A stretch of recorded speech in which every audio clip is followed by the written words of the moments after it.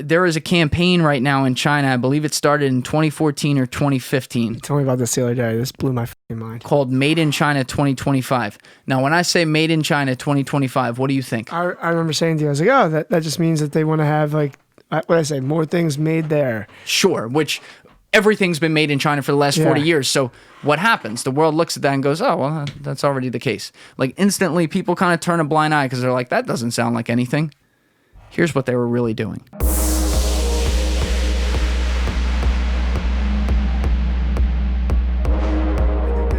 Living like a robot, if anything, it's the freest way of living is to be able to block out your schedule, right? Yeah. Like the freest way. You know what? One of the big things I miss when I was building this thing, I didn't tell anyone about it. Yeah, you did.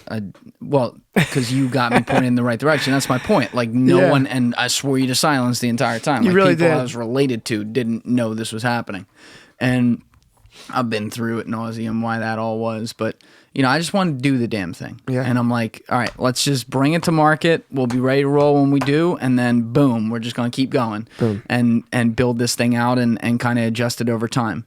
But when I was building it and it being prime COVID and there's fucking nothing to do, I would go off the radar, man. You did? I would take my phone and I still try to do this sometimes, but naturally, once you've started the podcast, you have so much inbound coming and you have to take it just because it's like new listeners or people that found you or people you haven't talked to in 20 years who found it. So I have to have my phone on me all the time now, but I'm better than I was. But what I would do is I would literally take my phone and I would put it underneath the mattress back there for 12 hours a day. Good. Like I would... my schedule was like I was up later because I would stay up until 4:30 working. So maybe I woke up at like 11. And then I just want to talk about how you must have hated me for this. Kind of like right during, I guess, when it started to be okay to see each other again, I would say. I'd call you at like, I don't know, 9 p.m. and you wouldn't answer. I'd call you again at 11. Maybe I get you on the phone, or maybe you call me back at 12. I could get, and that was the thing. I would see, I took my text off my Mac. Yeah. But so I would have that shut, but I would see the phone calls come in and I would decide if it was something I wanted to answer. So once in a while, I'd get you back and I'd be sitting here going like, all right, man, well, when are we boxing tomorrow? And I'd be like, can I come at 7? Because with me, this is before the morning routine movement, but I like getting my workout done early. And this is when I was lifting 3 days a week rather than 5. So I'm like, hey man, can I come in at 7? You're like, yeah. How about like 11:30? How about like 11:30? I'm like, yeah, man. Let me fuck up my whole day. You live 45 minutes away. Yeah. But anyway, sorry. No, but it was a way different schedule, and I'm not like that far off that schedule right now. I'm up very late more often than being up very early, which is just kind of different. It's the nature of the beast of what I'm doing, but. When I would have that maybe 10 straight hours where I wouldn't be touching that phone, it was a beautiful thing, man. Yeah. And then I would just go, it was great because if you want to go check your socials and stuff, which in a way was actually kind of important to me just to be able to check that during COVID because you're so disconnected from people. Yep. As fucked up as that sounds, like that's kind of what I thought. You just go in at maybe like 1:30 in the morning, check it, and then you put the phone right back there and you're like, shit, I got 2 more hours left in me. Yeah. And your phone's not next to you. So I've noticed that since I haven't really been able to do that to keep the phone off me as much, there are like some of the old habits are picked up a little bit. Another main thing. I took the Instagram app off my phone. I did not have it on my phone the entire quarantine. I fucking hate having it on my phone. I will literally admit I've done that 3 times. I've never been like addicted to anything. Like I can honestly say, I can sit here and say I've never been addicted to anything. It's like actually for me, you know what it is? I guess it comes back to what I was saying to you before about like having to make it for yourself. Mm-hmm. I feel like when I'm not able to get in touch with stuff, like I'm just missing stuff. It's like this weird like FOMO. But it's not even like, I don't want to use it in the FOMO of like, I don't care who went to what party or whatever. And this is even before COVID. It's literally like, I don't want to miss something that like could really be an opportunity for me. Like for instance, this is a really dumb example, but being in real estate, I'd hate to miss like someone saying something about like wanting to buy a place. Or like, so or you're like, thinking, okay, or, you know what I mean? Or like missing putting the dots together on something with that, or on the lacrosse side. If someone reaches out to us, hey, I'm interested in training with you guys. If I don't get that, we're not the only people doing it. Now, we're doing it the best. I can honestly say that, especially in this market. Huh. Oh, yeah. Oh, dude, listen, we are like, on Facebook it says usually replies within. Have you ever seen this? Wait, what is it? So go, like, real quick, just go to a Facebook page. Play the Jeopardy music or some sort of hold music. So just like go to ours. Go to Athletes United Lacrosse. And I've been hammering my team about this. What's the context, though? The point is that it literally will tell you how quickly companies respond. Holy shit, I never knew that. Go to us. Fucking like us. Sorry, pal. You're good. I'm not on Facebook as much these days. So scroll down. Where is it? Click message. Sorry. Message up top. Yep. Oh, they might have gotten rid of it. So it would tell you like how what the average response time is. Scroll back up. I'm telling you, it's here. Scroll, dude. I'm telling you, it's here. What was the premise? Just come back and tell me the premise. It would literally say like usually replies within a minute or 2 minutes. That's fucking crazy. Damn it! I wish I was there. I'm telling you. You know what? Just for curiosity, but that's the problem. Because like, I thought about this. When I was putting my phone to the side, right? I'm listening. You know how you and I are similar. Another way we're kind of similar in this respect, just based on the businesses we've been in and what we've done. I'm Mr. Reachable. I'm Mr. Connector. I'm Mr. 24/7. We both are. Exactly. And so what does that require? It requires that I'm on the phone all the fucking time. Of course. And like I'm talking like on the phone, like the old school way. So I pulled up Eat Clean Bro. See what it says right under their thing? Yeah. Usually replies within a day. For us, I want us to be usually replies within hours. And that's the thing.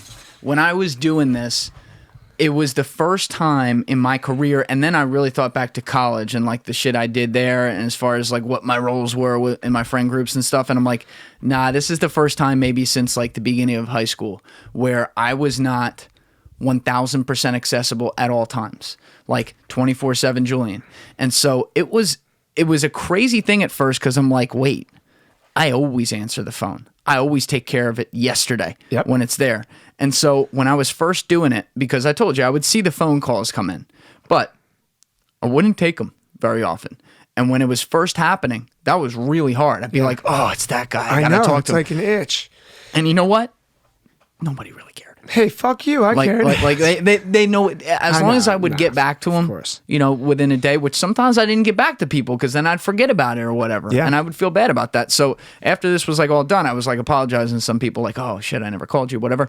But there was this really powerful thing just because it was like a detox where I was looking at it and going, oh my God, it is very exciting to look at all the people whose calls I am not going to answer and whose texts I am not even going to open. It's when you get you just step out of that bubble and you realize, oh my God, I've been in the middle of this game for so long and now I'm taking like maybe 6 months in that case to myself to be like, no, I'm good. I think it's a really interesting piece because we're in that weird middle ground. I think I might have said this before too, but we are the only generation I can think of where we grew up kind of without that. Yeah. And then right at those really pivotal years, I mean, 14, how old are you? 27. 27, I'm almost 26. So we were at that same time where it's like, all of a sudden we went from like, it's not a thing to like when we were like 10 to 12, like AIM became a thing. Oh my God, remember AIM? But even that, you couldn't take with you. So it wasn't a phone. It was as long as you were sitting in your room. Remember the away statuses? Yeah. And that's what I'm saying. So like, I would literally be like, all right, you know what? Going to play football with the boys. Don't text. Remember those? Don't text. Yeah. That's what people would say. Don't text. Yeah. It's like, where'd that go? And then, really though, we went from that. I can't even think of, I guess the next wave was MySpace. And where it really got flipped is when you had the phones that had the slide out keyboard. That's where the game changed. Yep. Is then BlackBerry came with that whole generation. When it went from the Razr phone, we're dating ourselves. Oh, right, dude. Well, I got one too. When it went from the Razr phone, which was the last great flip phone, and then went to maybe it was like the Envy or something. Yep. Where it flipped up and you had the actual keyboard and you could physically type. That was it. That's when people really started. I didn't have the Envy, but I forget which phone I had. Yeah. Like it was the slider or something. Was it the chocolate? No. I think it was literally like called the slider. And then, dude, it didn't take long. That's right after then the iPhone started coming into like big time adoption. Because that came out in 07, but it really, like end of '08 into '09, that like during the global financial crisis is right after that is when people really started picking up the iPhone. Like, oh, I think this is the thing now. Yeah. You know? I'm gonna date myself with this one, but my first phone was Apple's first phone that they had. It was called the iRocker. Look it up. I want a picture of this. iRocker. iRocker. I actually don't know anything about iRockr. Type in Apple. You're gonna have to type in Apple. iRocker. No, but it's gonna have to be Apple iRocker. What year was this? Dude, I was 5th grade, so 05. Let's see it. I've never heard of this in my life. Or it was just the rocker. Boom! There she blows. The first ever iTunes iPhone. I think it's stored. I'm gonna put the picture in the bottom right of the screen. I think it's stored like 200 songs. And they're like, look, click on that one. The iTunes phone. What was why do I not know about Dude, that? I remember going to the Apple store with my parents and like literally being like, oh, like this is gonna be my first phone. And then they surprised the hell out of me with it. Oh, I did know about this. Wait, it's because click it again. they partnered. That's what this was. They partnered with Motorola. Steve Jobs hated this. Yeah. They had, because the way that do you know that story? Like how that was created? The iPhone? No, absolutely not. Oh my God. Yeah, no. They all hated, it was very simple. It was scratching the itch. They all hated their phones. The entire design team and like Steve Jobs and the leadership at Apple, they would complain about their phones all the time, like this piece of plastic garbage or whatever. Huh. So they did, I mean, you must have gotten this during like the 5 minutes that they did this. No, it was like, I still remember like very specific things about this. One, it was the first phone that I knew of that you could plug in like normal headphones to, and the music was like real good. Yeah. Which at that time, like, whatever. But it was still shitty. Like the product was plastic and shit, right? Oh yeah, it was definitely plastic. Yeah, so they had done that and they didn't like it because they had to brand with another company, which they were like against. So I got it. I must have gotten it in December of 05. So like literally, I was turning 10. Yeah. So I don't know how long 11. Apple remained partners with them, but all the designers hated it so much that, you know how like the iPad came out in 2010? Yeah. Like 3 years technically after the first iPhone? Yep. They were making the iPad first. They were in the midst of doing that, and Steve Jobs was like, him and Johnny Ive, who was their CDO, head designer, probably one of the greatest industrial designers of all time. They always thought on the same wavelength, and they're like, all right, why are we making this 8 or 10 inch screen? Fuck it. We're going to make it smaller and make it the phone. And so they started building it where they're like, okay, number one, we want it to be elegant. That's why they had the hard silver back and not the plastic. Yep. They wanted to keep all plastic away from it. They're like, we want it to be a one-stop shop where we take the music integrated into that and the iPod here essentially, take the internet integrated into that. So it's like you have a little mini computer. And then they wanted to make it something where you could literally just feel around. So it had to be touchscreen in that way. So they solved for the sins of all this stuff because they felt like the phones that were being used, first of all, like touchscreen technology was available. And some companies were doing a great job. So they bought like a really not big company out of Delaware. They quietly bought them. So when you scroll from page to page on the iPhone, you know how there's the little delay and it's like the loose wave? Yeah. That's the patented technology that company had. So they're like, Steve Jobs was like, that's like artistic. That's what we want. We want people to feel like a wave is almost splashing over the page instead of, you know?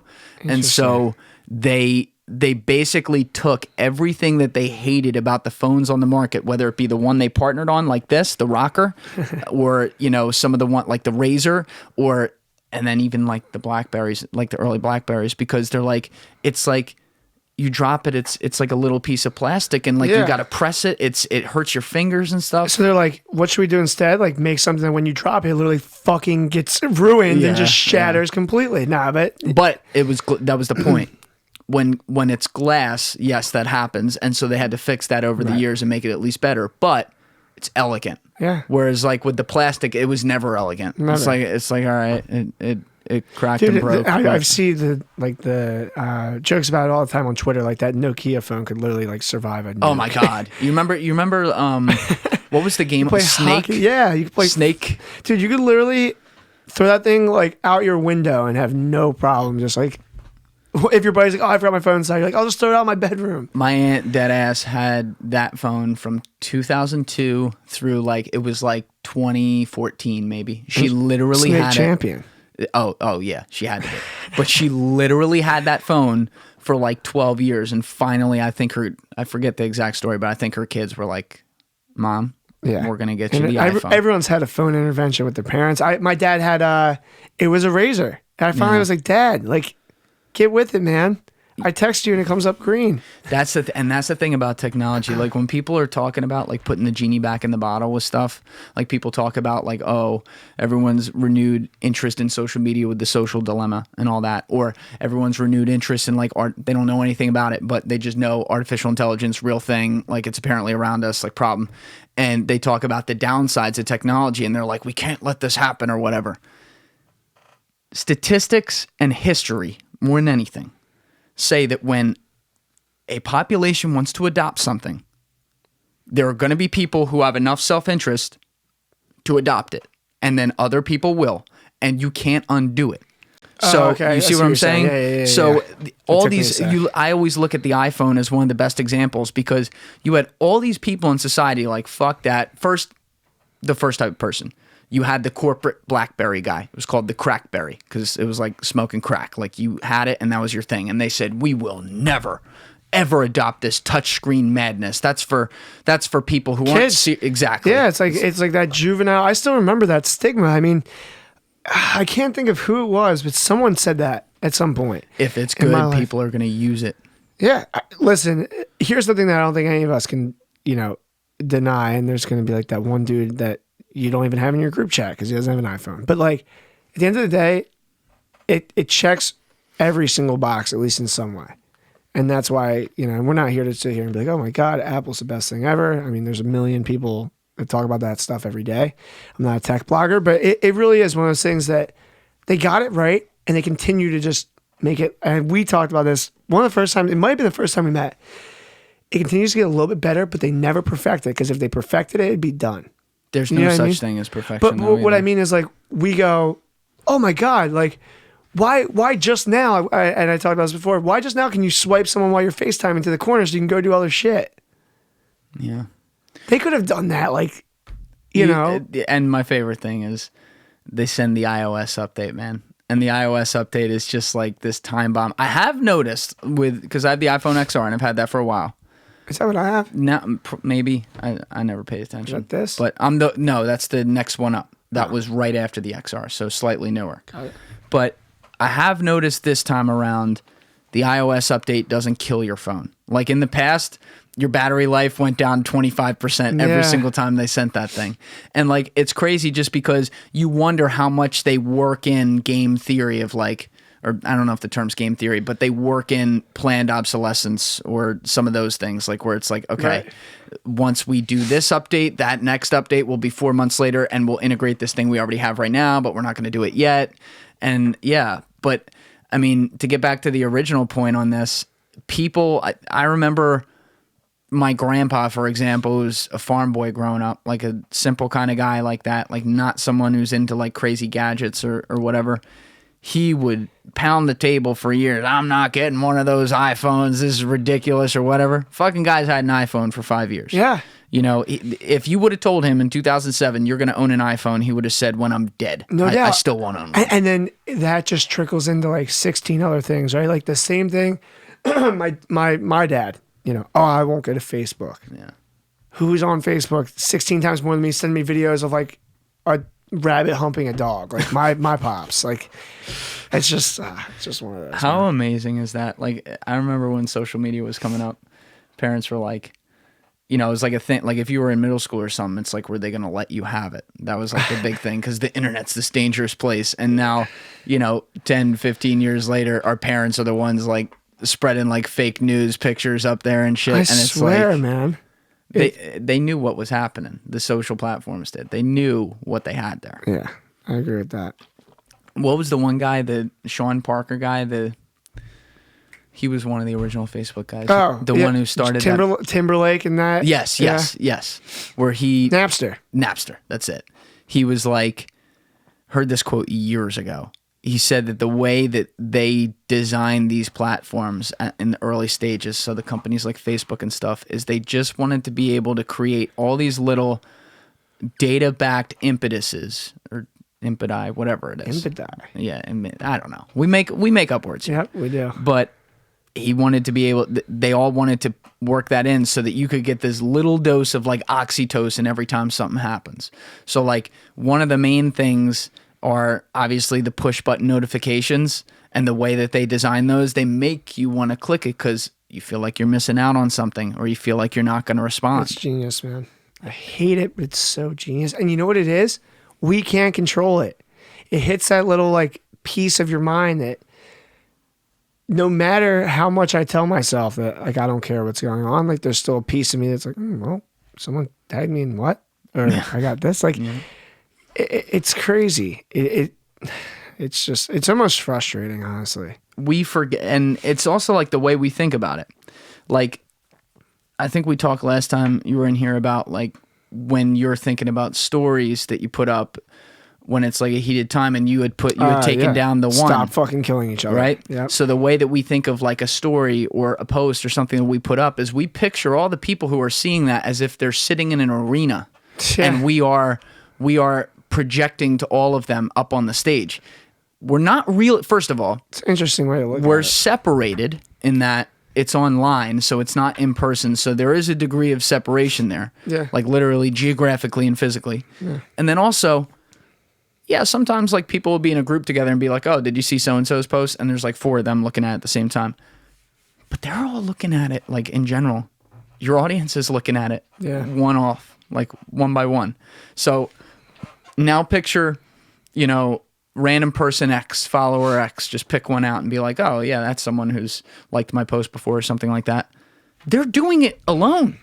They're not like announcing out loud, I am checking Julian Dory's Instagram right now. Hold on, let me let you know if it's going to be a like or not. It's like they're scrolling here silently. They might be talking with someone and just be like, you know, even a comment. They might literally be, you and I could be talking right now, and I could be commenting on a post. All right, you're throwing me through a loop. You're right. And it's odd. And this gets deeper than I guess just the piece of like, all right, well, yeah, we're all interacting, but I've never thought of it that way. That like, you could be sitting on the couch with other people, let's just say Jim, Tom, and Bob, but you're interacting with whatever. Like that person over in Mexico. Like, you know what I mean? It's actually insane. I've never actually once thought of it like that. That you're like you can interact with this person even in the presence of these people. Yeah. And stop interacting with these people when you are in their presence. Yeah. And then you think everyone is taking note of how many likes you have or how many. No one fucking does that unless they're already obsessed with you. I've never, like, that's one thing that we've spoken on. That to me, and I like you said this last time, I don't give a flying fuck. Yeah.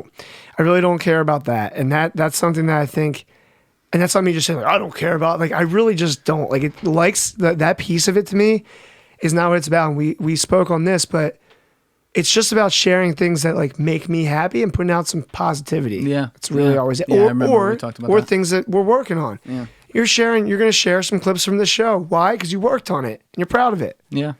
Exactly. Like putting out stuff you stand behind. Yeah. And another thing, by the way, because when I put the Instagram app back on my phone, obviously doing this, and I just generally keep it there. Sometimes I'll still like delete it during the day. Just like, hey, I know I'm not going to need it like over these next 8 hours. I'll take it off there. It's not that hard to do. Yeah. But one thing I didn't ever turn back on was notifications. I got to do that. Oh, it's the best thing. Actually, I have that right now. I don't have notifications. It's the best. Like, I have literally put up posts now and just forgot I put up a post because the phone's not reminding me I put up a post. Yeah, it's good. And I'm like, oh shit, I did post yesterday. And then I go in, I'm like, all right, that one did well. That one didn't do well. And that's, you know, and you're saying did well because you're worried about your wave spreading. Yeah. Right? That's the thing I want people to understand. There are two types of users when it comes to users. But seriously, when it comes to social media, it's the people that are trying to grow something and the people that have some sort of like need for that attention. And I truly think that one can be mistaken for the other very often. Yes. I know, I said this before, but I know I get mistaken as the latter where it's for like attention. Yeah. Where it's like, no, you fucking idiot. I literally, like we talked about, go all day, every day. Like a picture of me on a lacrosse field, like that. I don't know if you saw this. I posted one like recently where I'm on the phone, but I have a lacrosse stick in my hand. Yeah. Throw that in here because this is important. That's not a picture where I'm looking cool. I'm literally closing a real estate deal, like getting terms accepted in the middle of a water break of one of my lacrosse lessons. Like, as soon as you're doing that, you fucking post it. And no one has to see that you were like, hold on, Eddie, do we have the angle? No, Eddie, to the left. Dude, quite literally, though. Shooter Nick, I call him Shooter. I don't know if this is a great story, and I want to tell this. Eddie's your cameraman, by the way. Eddie's my videographer, my head videographer. We have 4 or 5 guys on our media team, but I do want to tell the story and then get back to it. But Nick Irotti, who I call Shooter, this might be a little bit funnier to me. It's like one of those had to be there, whatever. I'm sitting with him, first time we ever met. He's a photographer. He's super talented. I saw some of his work, and we're sitting there going back and forth. And he's like, yeah, COVID's just been killing me. And I'm like, oh, why? What's going on? He's like, sometimes I'm just sitting at home. And he's like, God, man, I wish I could just go out and shoot something right now. Like, I just want to shoot somebody doing something. And he's saying this loud. I'm like, yo, you can't say this in public. Like, people don't know you're talking about photography. So since then, he's been Shooter. He'll always be Shooter. Everyone calls him Shooter. I don't know if that's like even a funny story, but I love it because he was. It took a minute for it to land. Like we're across the table right now. He's like, sometimes I just sit at home and wish I could just shoot somebody. It's great. So shout out Shooter. But yeah, you're right. I'm not sitting there like, did we get that? No, like legitimately. He sends me the you have the photos guys later. around and you're just doing your thing. Yeah. And like that's what it is. It's half, me working on whatever and half me working on whatever else. Yeah. And I'm going to post that because I'm proud of it. And if you like it, awesome. If you don't, I'm fine. I actually look at it as like motivation more than anything because you're one of those guys. You are a true, whatever those 16 personality things are. You're one of those true like entrepreneur types, like constantly moving, constantly doing. So you have your guys out there shooting you, and yeah, like you're not just running your lacrosse business. You are in real estate and doing all these other things and constantly, obviously that's why you're a guy who blocks out his day. But one of the things that's kind of crazy is when you think about it, everyone's got different priorities because they have different personalities. Yeah. So like a lot of people, they may look at that. They may look at the picture of you, on the phone closing a deal and then holding a lacrosse stick like, what the fuck is this guy's deal? Yep. Whereas other people look at that and they're like, oh my God, like I want to be that guy. Like he gets it. He's all over it all the time. Yeah.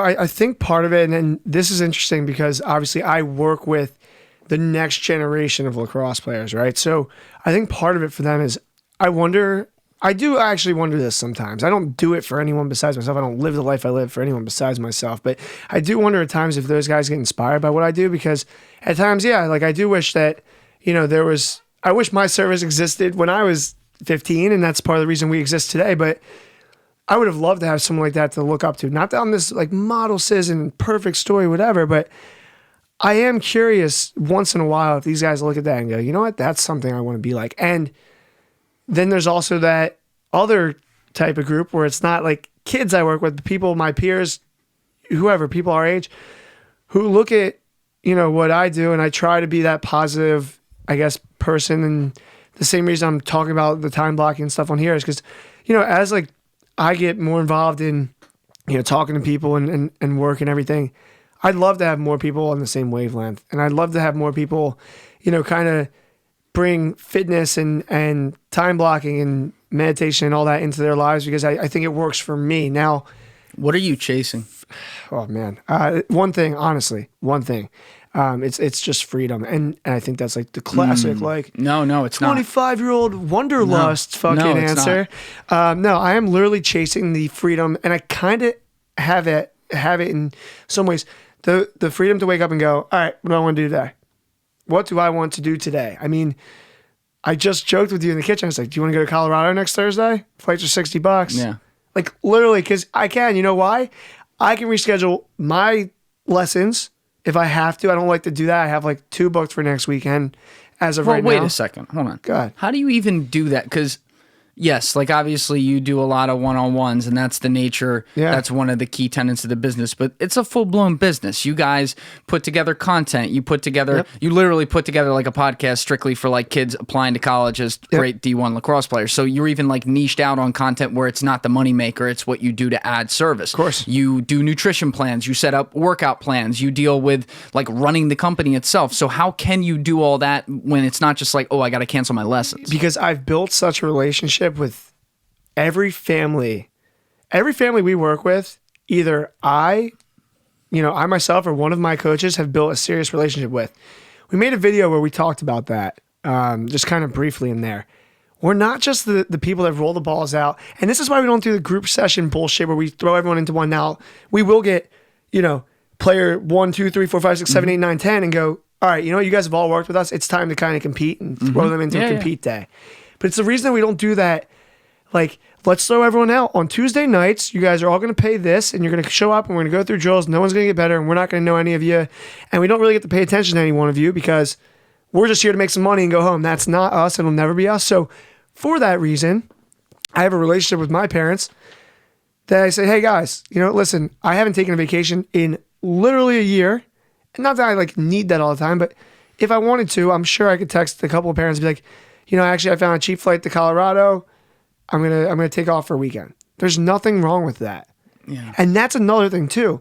I'm an entrepreneur, yeah, I am, but I am not one that pretends like it's life or death on everything we do.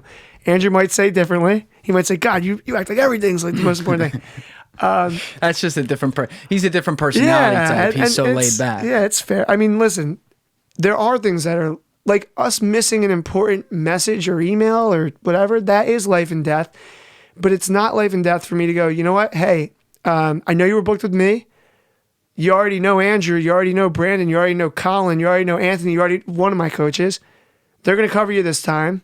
And by the way, I said cancel, reschedule. I just meant have someone fill me. Yeah. We rarely cancel on someone or reschedule. It's just sometimes we cover each other. I mean, for right now, Andrew has a full-time job. Someone might go to book him at 3 on a Tuesday.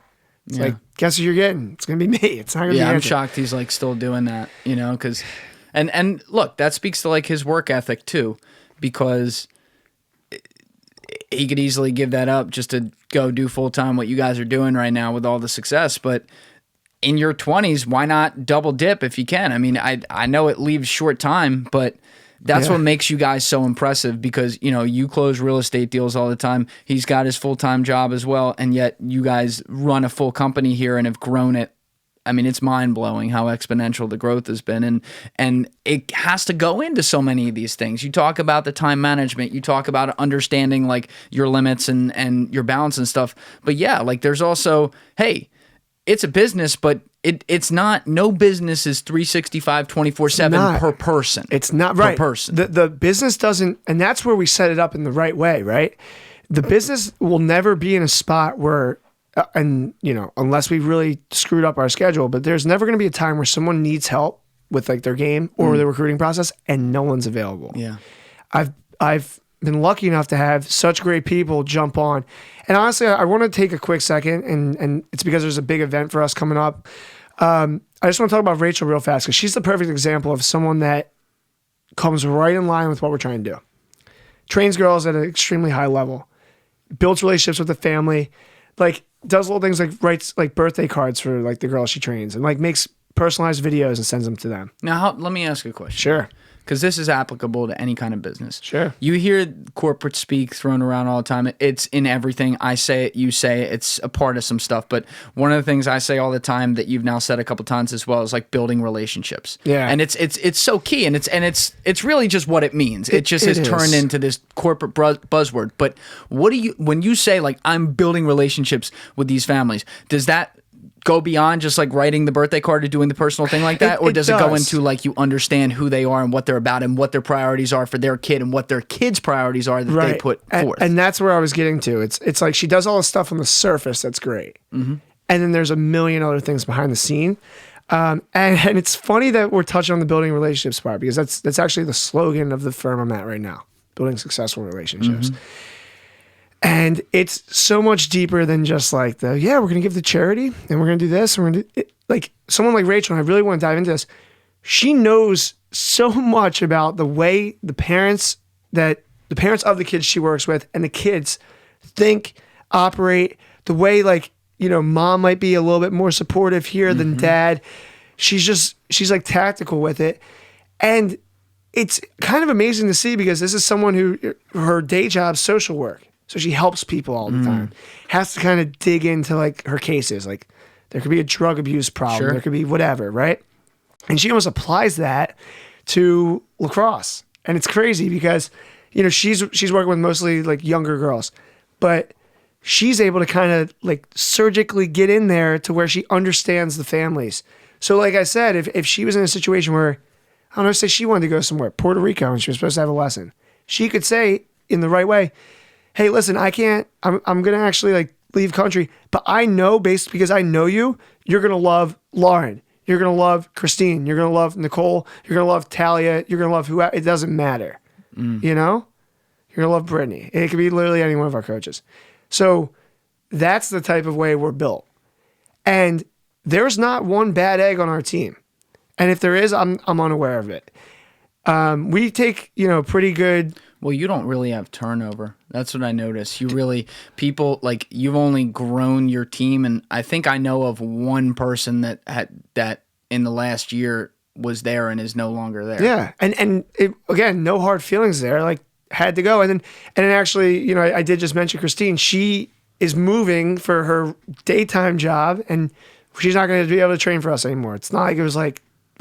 Yeah, she's moving away. She had like she's moving hours away. So yeah, that's the way we're built. And listen, man, we are like a tight knit group.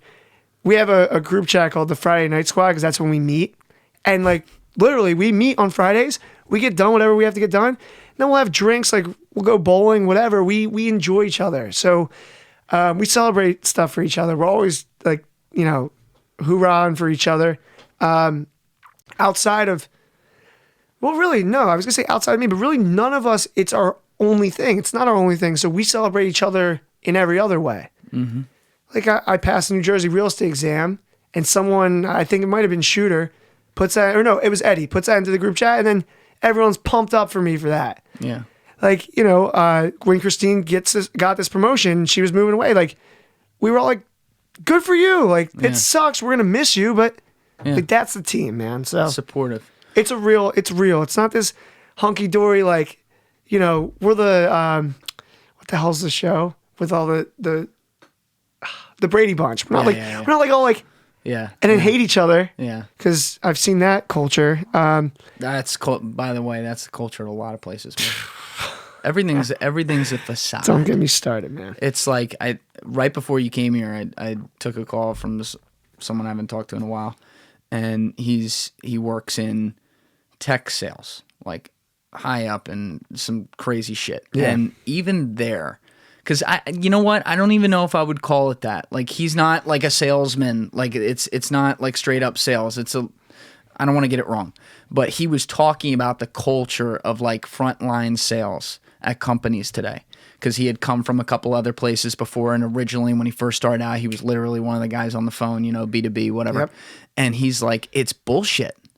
They're telling people they transform just based on medium, like what you use as far as like how to make a sale. But as far as the actual tactics behind a sale and who you are and what you're about and how you go about hitting your number and doing it, nothing's changed in the last 40, 50 years. Yep. But what has that leaves a lot of people like this behind is people have changed and ability to understand other individuals and what goes on in their head just by, and I don't want to go too far with that, but being able to perceive things or saying like, that kind of seems like bullshit. The level of bullshit meter that literally everyone has, even if they don't realize it, is at such an all-time high that when you see these places, whether it be a sales team or a company or any kind of corporate front. Football teams, we're a family. Like, no. Some of you You're not. Yeah. You know what I mean?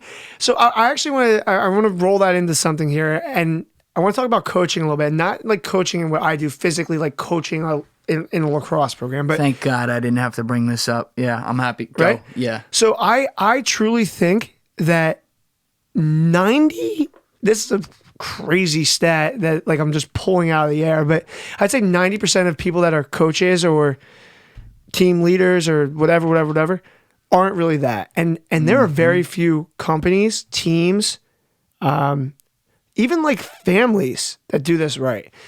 And it goes into what we're talking about with my current spot. Yeah, yep. I have always operated better in a situation where I am getting coached. I'm receiving the tools of the trade. I'm receiving the do's and don'ts. I am learning about the fuck ups that someone's had. Okay. I think that so many times people think they build, like you actually heard me take a call right before this. So I could send you some free training. I think so many times people think they're building something like that when in all reality, it's watered down. It's not genuine. It's not legitimate. And it's getting to a point where like it's seriously bothering me to see so much of that out there. Yeah, and another point within that, because this is interesting, but you talk about like wanting to be coached and wanting to have that communication and wanting to get not just validation and reassurance, but also getting like the criticism to be able to respond to it. You're a big affirmation guy. Enormous. I mean, you talked it like you literally have it as a part of your morning routine there. And that's, I can tell you, it doesn't surprise me at all that that's your morning routine. And I guarantee you based on that and like the idea of having to write the love letter to money, which is like reassurance, the idea of having to be grateful to shit, which is for shit, which is literally reassurance too. Like that speaks to you. Like that's who you are. Like you're that guy that's like about like, hey, I need to do this. I need to get this done. I want to do it this way. I want my people to be like this so that we can all be like you're one of these. And that's what makes you such a good team player because you want to project that on everyone.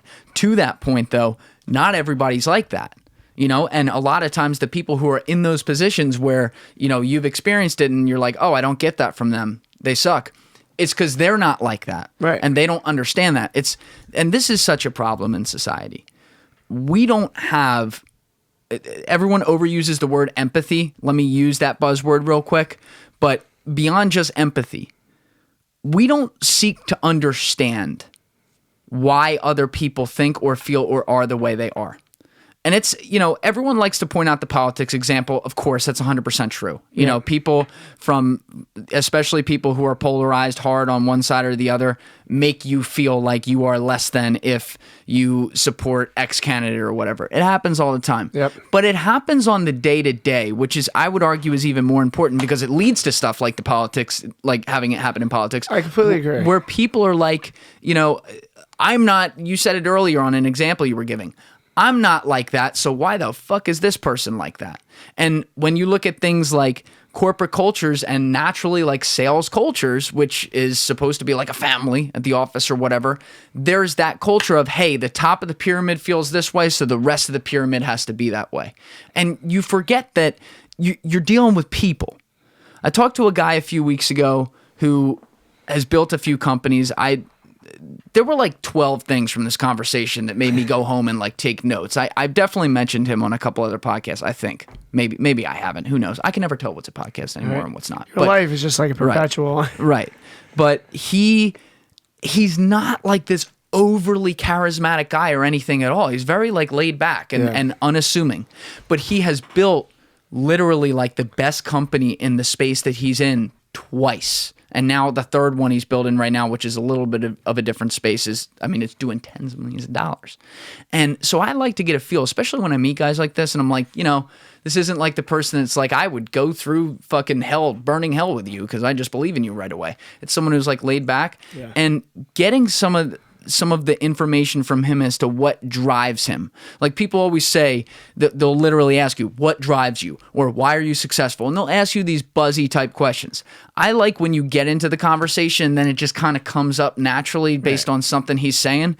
And one of the things I started to realize, and then I asked him about directly, that then became the answer of this is why I'm successful, without me having to say that, was he led with people. And when he first said it, of course, it felt like a buzzword to me or a buzz sentence or buzz phrase. I'm like, what do you mean? And he goes, the way I've had my businesses go is if I have employees who are happy and motivated, he describes it like if I have employees who are going to treat the company like it's their own, they need to feel like the company treats them like their life is first. Yep.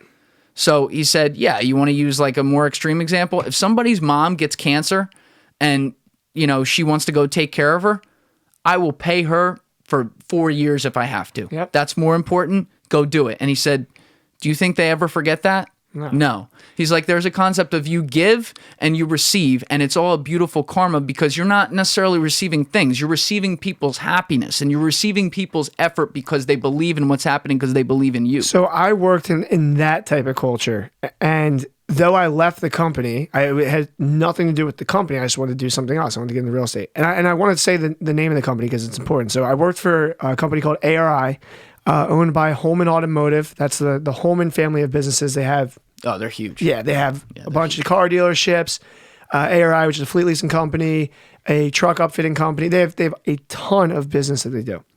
Mindy Holman, and she's a third gen owner, is one of those people that does just that you spoke about. And literally to that example that you just gave, amongst 75,000 other ways that she's been, part of people's lives, anyone goes down with anything, she's there. Even if she's never met you, like there are people that work for her in Seattle. She's based out of Mount Laurel. She's there. Like that's important, and it's real. And it's real, right? Because we just talked about it. She's not checking a box. Well, you know what part of it is? I think this is really part of it. They're privately owned. They're a family-owned company. I think sometimes it's funny. It's when you have that privately owned, but to that scale, because they're a multi-billion-dollar business. It's that perfect medium. It's not like the little whatever. Like even like Athletes United, we are small comparatively speaking. And I think that we have a good culture like we talked about, but there's a lot of other companies that are our size that have horrible cancerous cultures. And then there's the publicly traded massive companies where quite literally, like without saying his name, you know who I'm talking about. If he leaves tomorrow, they're like, oh, wait, your 2 weeks. We don't need your 2 weeks. We got 85 other ones of you. Like they'll just take the next call. Yep.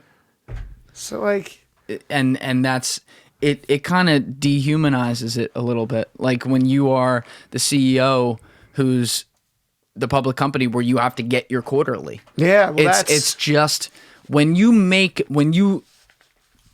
How do I put this? Numbers are important. If you don't sell, you don't hit X number, you don't have the right revenue, you can't pay your people, your business can't exist. Like people are like to say numbers don't matter. No, they do. A lot. Where you put the numbers in the expression of the mission of the business, which sounds a little fucked up, so let me explain. I get what you mean. Is what matters. Because when you are just leading with, we have to hit this number and we have to do this thing, it dehumanizes it and makes people feel like a cog on the machine. Yep. When you are leading with, hey, how do we feel? What do we think about our product? Like, are we excited about this? What's good about it? What's not? What are people saying? Hey, man, how's just talking to employees, like how's your life going? How's your wife doing? Whatever. Stuff like that. It's real. And then you know what happens? People care more. And then when they care more, you tend to get better results over time. And when you get better results over time, there's that culture of, oh, yeah, we're getting the numbers, but we don't have to come out and just say like that first and that's all that matters and everything. So based on what you just said, and this is something that I've taken into what we're doing right now, I never lead with, I actually never talk about what my goals are as the business owner, right? It's more about, all right, let's put everyone in the best chance to succeed because then those numbers will happen. Unless I set some unbelievable, unrealistic goal, and then I just have to look at myself and say, what are you doing? Publicly traded companies, it's always about the next quarterly.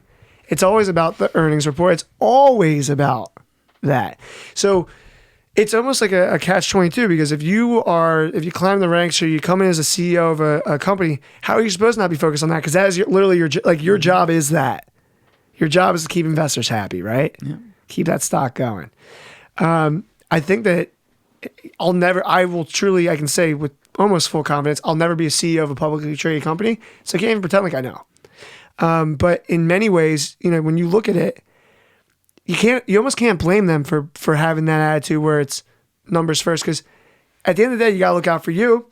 If that CEO is not worried about the quarterly, Their asses they're on gone. the line. They're gone. And I think every CEO, for the most part, is pretty happy with the money they're making if they're at a publicly traded company. You know what it is, Ty? It is the ultimate example of forced groupthink. Oof, yeah. You have, when there is an agenda that has a key priority on it and it relates to nothing that really relates to human life, you are immediately now slaves to that result, that intended result. And I just think about this so much more than I ever have now, because I had seen it in college where in a class they threw out that buzzword, and I had never heard of groupthink before. I thought the professors made it up for this class. I'm like, that's kind of a stupid word. Yeah. And it ended up being one of the most important things I ever learned, and I didn't even focus on it in college. It was after college I started to go, oh yeah. Oh, okay.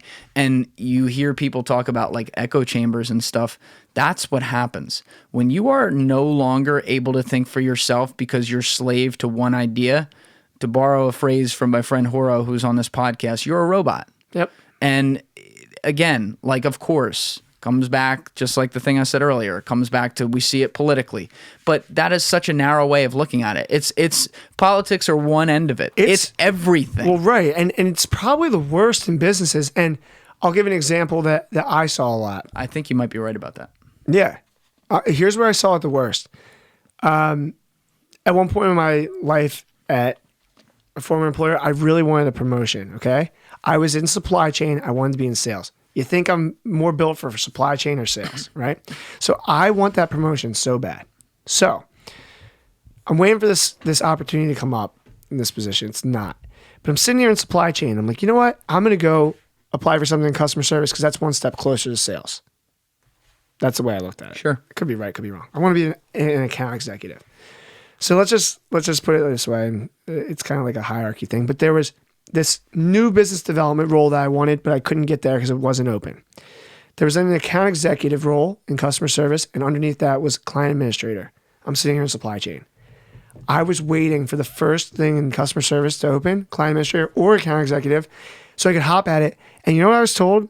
Well, you don't want to look like someone that's just applying for anything to get out of their role. I'm like, you don't want to look like. Right. And I'm like, no. I have my goals and this is what I want to do. And I don't want to be in supply chain anymore. So I want to take a step to at least working with clients on the back end so then I can start to learn our business more to go to the front end. But no one's going to ask me that question. It's going to be, why is Ty Martin applying to get out of supply chain so bad? He's applying to every open position in customer service. Account administration, whatever it's called. Account management, I forget. It's easy to just say the buzzword corporation. Yeah, man. I'm going to go way beyond that. Whether it's a corporation, a government, an agency, a large group of people. A team. A team. Yeah, sure. This is where groupthink existed before social media. Mm-hmm. And it was every bit as strong as the same things that are the downsides of social media. The same reasons why, you're afraid to post this or afraid to post that because of what people will think. Everyone in these big groups, they get into these organizations, and I don't know what the crossing point is, but every organization, like, think about it. Facebook even, Mark Zuckerberg, kind of known as an iron fist, kind of, little bit of a weirdo as a leader. There was a day where it was him and one other guy. Technically, there was a day where it was just him, but let's relate to when he brought on people. There was a day when it was him and one other guy or two or three other guys. And Mark was probably still making a lot of hardcore decisions or whatever, but it was this garage, backdoor, let's throw shit against the wall and try it type movement. At some point, I don't know if it was employee 100 or employee 1,000 or employee, fucking 5,000. At some point, they crossed the chasm, and it now became a total new culture. And it's funny to me, always, I've never looked this up, but the element of the word cult is the start of culture. And that's a great point. That's what everything becomes, because you suddenly have to act a certain way or be a certain way because that's how we're supposed to do it here, or that's how it looks.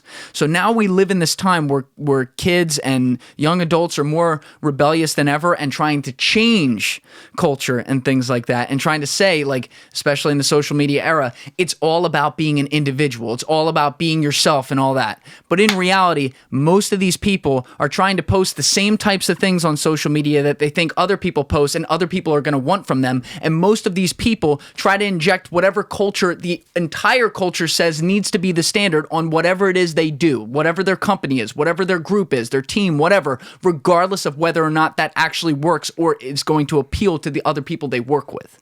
This is the problem we have. And then you want to drag that out and get to like what you see with some of these tech companies doing censorship, which I talk about all the time, and I'm only going to talk about more as time goes on here.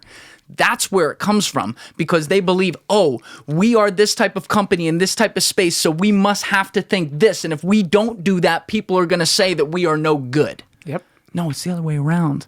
You're a little fucking sheep doing what you think the sheep are supposed to do. Every single big group loses this. And then, like, you even look at, like, sports teams. Like, you look at the Bulls, the 90s Bulls who came back to fame during COVID because of the whole Last Dance documentary. There was an element to which Michael Jordan had a way of saying my way or the highway. Yeah, no doubt about that. Let's course. not be misheard here.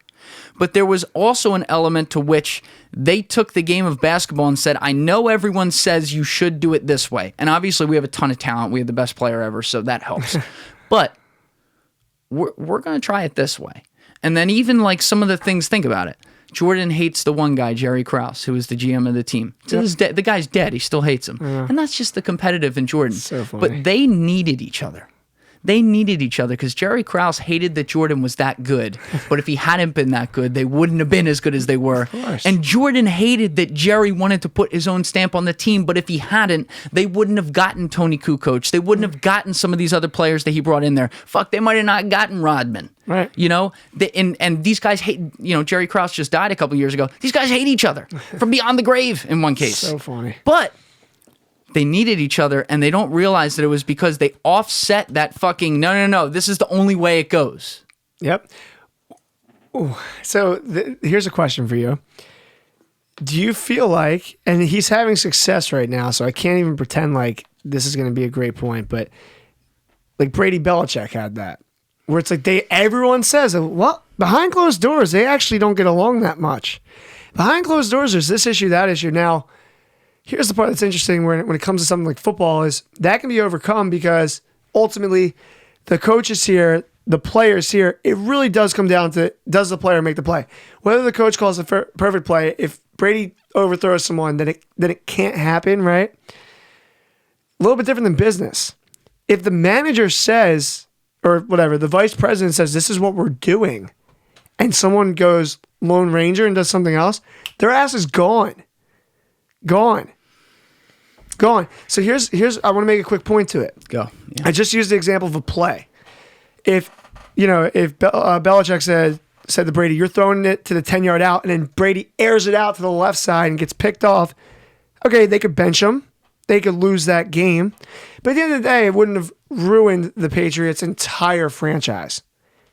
If a vice president says, hey, we're going to handle client scenarios this way, and one person goes off what we're supposed to do and goes, like I said, a Lone Ranger, that could become a news story. That could fuck up everything for that company. Oh, I don't know. Company X has someone that's, I don't like. Yeah, I know what you mean. Whatever. I know what you mean. Right? And then are they wrong?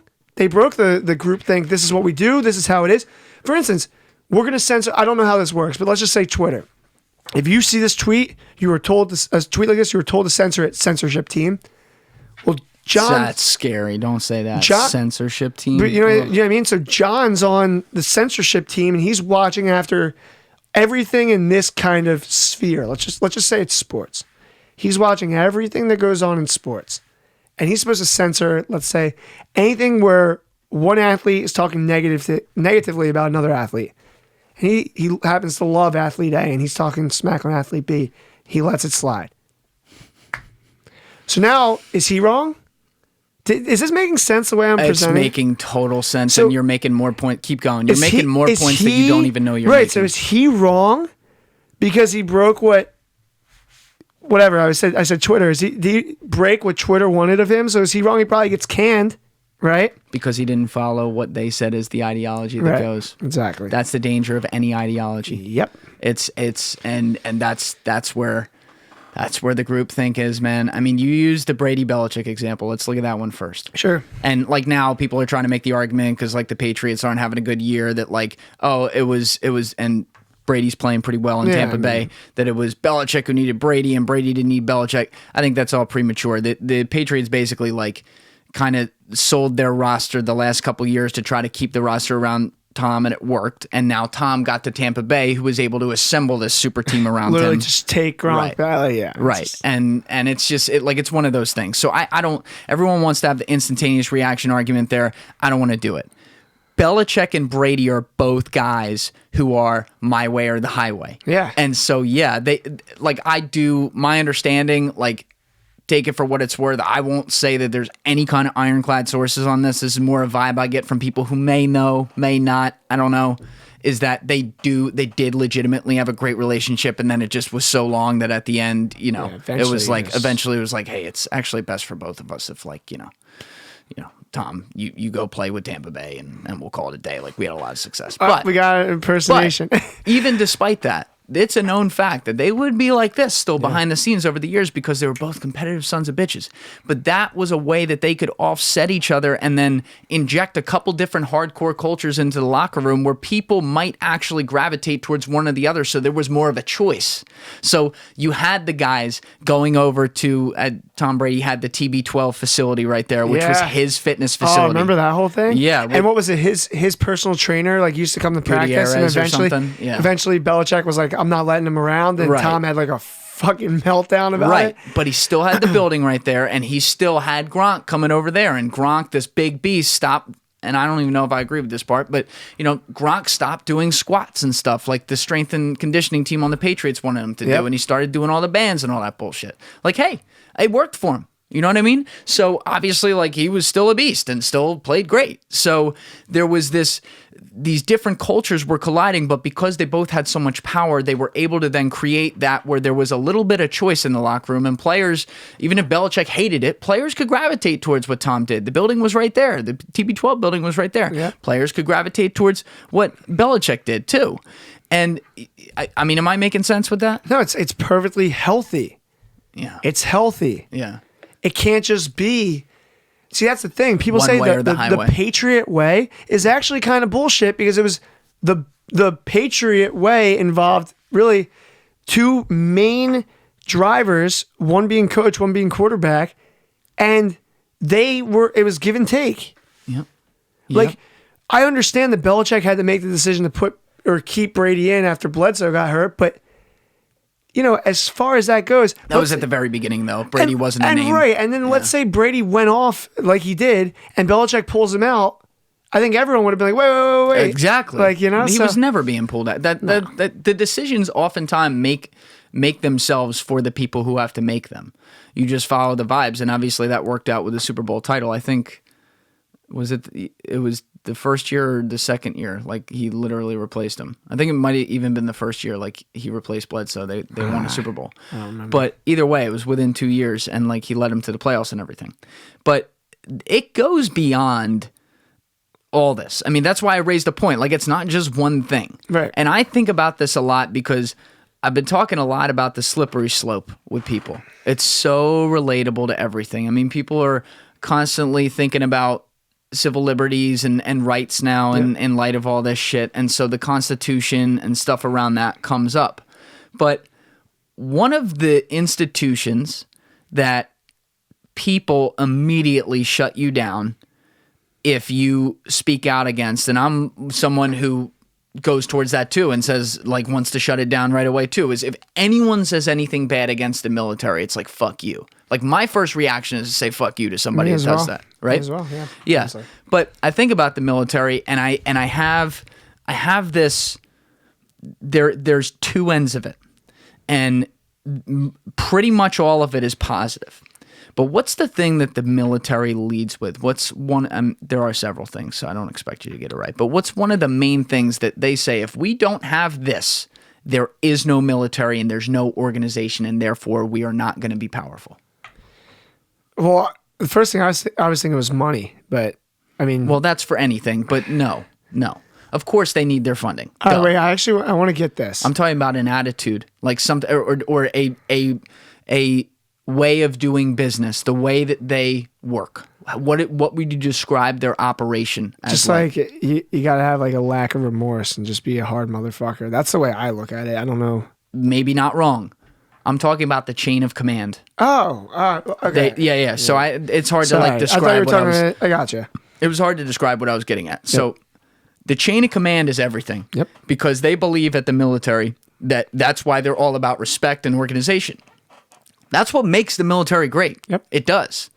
But it also does something because they're all patriots serving the country. It's the ultimate thing. And I fucking love this country. And the fact that someone is like willing to risk their life for the country is an amazing thing to me. Yep. So there's a deification of that. There's a deification of the flag and everything it stands for. And most of that, 99% of it is great. Where I think about this is what it then stretches to in their life. Like all these guys who are in the military, they then end up, it's one of the best applications you can have to life. It makes you disciplined. It makes you responsible. It makes you feel a higher call. Also, whether this is true or not true, but that's the perception. There's a lot of people that join the military and are fuck-offs and come home as fuck-offs and, you know? But, Some people, But I agree with you. That is, like you said, 99.9%, that's the person you get, you know? And by the way, some of the people who do come back like that, sometimes it's because they have mental problems because of what happened, things they had to do. No doubt. But when they're in the military, I mean, they're either making their morning run or they're not, or they're out. That's you true. know, That's like there's a level of discipline, and so that discipline and respect and that chain of command that sets those schedules and sets what happens is one of the key tenets of the military. That if you don't have it, you don't have a military anymore. Sure. And this is where I think about it because it is taken to another level because of, I guess they're always worried about the slippery slope. So I think about this a lot with like Edward Snowden and what he did. Because Edward Snowden, to be clear, he was in the military at one point, but like I didn't even know that. Yeah, that's not where it mattered for him, like in the context of how we know him. Edward Snowden, I've talked about him before on a podcast, but it's a story that just got, in my opinion, eventually ignored. It was not when it happened, but people just kind of went about life afterwards and were like, okay, whatever. But Edward Snowden was after working at the CIA, he worked at the NSA. So he was in these high agencies. Even if he wasn't then in the military like he had been when he was younger, he was working for the government. Yep. And so you look at the CIA, you look at the NSA, you look at FBI. It's very similar to the military in that there is the chain of command and there's ways to do. They don't like cowboys. They don't like stepping out on the side because, by the way, in fairness to them, the scrutiny they get is insane. Oh. It's never like, oh, tell us about all the things you did to save the day yesterday, NSA. It's like, NSA, why did you fuck this up? Yep. And now you're going to have a Senate hearing about it. They don't have a cheering session in Senate. No. They come there when they fucked up. So I get it. But Edward Snowden recognized for a long time he had access to Stellar Wind, which was the program that basically, to make it overly simplified, and I'll put it in the show notes like what it was. It was where the government stretched laws illegally, like straight up. They changed the laws quietly on their own to match what they could do, which then allowed them to violate all of our civil liberties, to basically spy on us and store data on all of us, regardless of whether we were even being investigated for anything, let alone whether or not a judge viewed it as just cause. Yep. And this was going on for years. Dick Cheney was the one who really pushed it in the Bush administration, and it was on record. Like, it had been going on since the Patriot Act, and they kept on changing the laws to get around it, and then it just continued into the next administration. And so Edward Snowden lived in Hawaii. Okay? Lived in a great place. He was working for the government, was paid very well, worked for the NSA at the time. His job at the time where all this happened was like a very easy job. He said he basically just sat at a desk and like, you know, did his thing, and it was a simple job, mindless for him at this point. After all the shit he had done in his career, this one was easy, right? He's got a woman he loves at home, a great life, living in Hawaii. He had everything to lose. Right. But what did he do?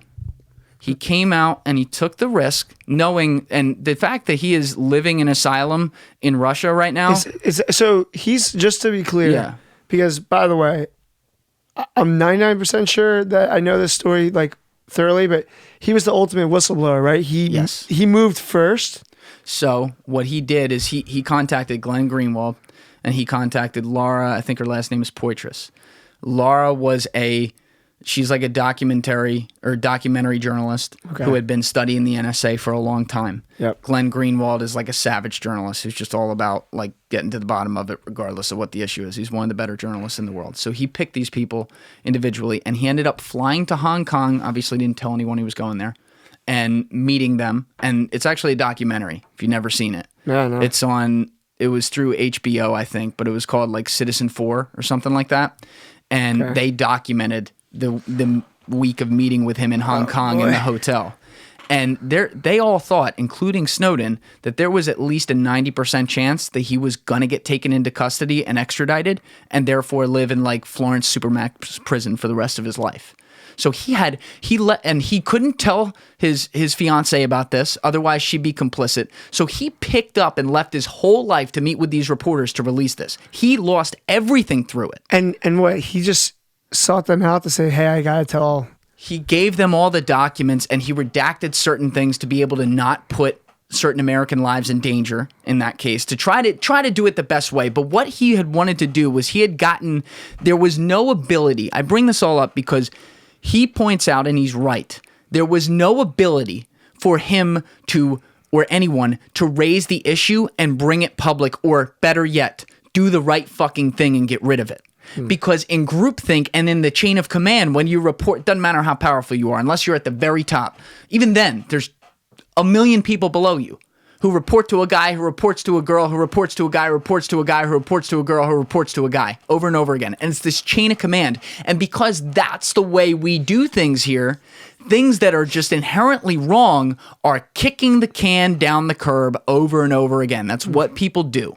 So Edward Snowden looked at it and said, we've been kicking the can down the curb on this for like 11 years, and people's constitutional rights are getting violated every day, and no one's changing it. So at some point here, the only chance to change it is to bring this whole fucking thing public and show the public what we're doing, because that's the right thing to do for 330 million people who are being violated without knowing it. So what did Edward Snowden do to do that? He broke the chain of command because he morally realized this is wrong and no one's doing anything about it. Because why? The chain of command that is frankly critical for things like the military and things like these agencies to be able to have that cohesiveness and that center of trust and I say trust there, very fun as a funny word, but that central area where it's like, hey, when our nation needs us, we're there because there's this organization and this clear, this is how we do things here type mentality. This was the downside of it. And so when he released all this stuff, who were the first people saying he should be executed, tried for treason, all this shit? The fucking military and the fucking people at these agencies who said he broke code and he broke the chain of command and he did everything wrong. No. He did the one thing that maybe he asked you to do, or other people in the agency felt and didn't ask or kept it to themselves because of the chain of command, because it would be turned down. He did the hard thing, gave up everything. He wasn't just some guy who was like angry at the world. He gave up his entire life to do the right thing. And to do it, he had to break that sacred chain of command. So to me, I look at it and I go, the slippery slope could be that, oh, he had to break the chain of command. So what is that? What does the next guy do? Does the next guy do it on something less serious and all the way down to where people are just breaking the chain of command left and right? In which case, I take the military side of the argument. But I'm not on their side of the argument because I go, he did the heroic thing and broke the chain of command and told us what was happening to us. And of course, we just ignore it, 70 years later, like it didn't happen, which is disgusting. But at what point do you draw the line and say, hey, anything above this or below this, you can break the chain of command versus you can't? And it comes back to groupthink because you're either one or the other. You're either the breaker or you're the follower. The complier. Complier? It's a confusing thing to think about, but do you understand what I'm saying? I absolutely do, and there's no right answer to it. I think that for someone like that, see, here's the part that's tough. I gotta be honest with you. As someone that would not give a flying fuck if I was spied on or looked into, part of me is like, well, you know what? After seeing, well, you said Cheney, so was this pre or post 9/11? Right post 9/11. Can't even pretend like in that situation I would have cared.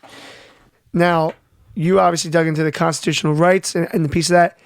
And what you would probably say that is, well, then when does it stop, right? Because then it's like, oh, it was post 9/11. Well, then it was the post next ISIS thing. Then it was post this. Right. Okay, right. Part of me thinks that I might come off as just ignorant here, but I don't really care. Part of me thinks that national security is such a complex issue that at times, yeah, like constitutional rights, like that's where our country was founded on. And obviously there's amendments and there's everything like that can be put in to ultimately change that. It shouldn't have been done in secrecy, but also part of the war against terrorists is that we need to be a step ahead of them and not put it out in the public. So I'm reading The Operator. We mentioned this last time we spoke. You're what? Reading The Operator. Oh yeah, the book. The book, Rob O'Neill talks about Al-Qaeda at the time. And he talks about how they studied Americans to a T, whether it was the way Navy SEALs would approach a room. They talked about slicing a room. So basically when you walk into a room, you're able to cover 90% of it immediately, basically up until this point, right? Because whatever place you come in and you cover, it's to the back 10%. But anyway. Yeah, so when Ty, for people not watching, Ty was turning around and basically checking everything except directly behind him. Right. Well, not even that. It's my direct, whatever side I come in pointing to, it's only the 180 degree pie. Got it. I can only cover to, you know what I'm saying? Yep. So what they would basically do is they would just have someone hang out in both blind spots and that guy's getting, that's how so many military members got killed. Anyway, the reason I brought that up is these guys, terrorists and people that hate our country are smart and they study us. And if all of a sudden an amendment came out about this, about spying, there'd be some step in action taken on their end. They're not dumb. If they know that constitutionally that we couldn't be, and I don't know the ins and outs of this, you know far better than me, but they know constitutionally that we're not able to be looked into this way or that way. So that's the only part where I go, I have to see both sides because I care about our security and national safety more than anything, especially as someone that would never spy on anything. What are you going to see like in my phone? So that's my only take on it. I'm not saying you're wrong. I'm not saying you're right. I'm just saying that's the only thing where I say,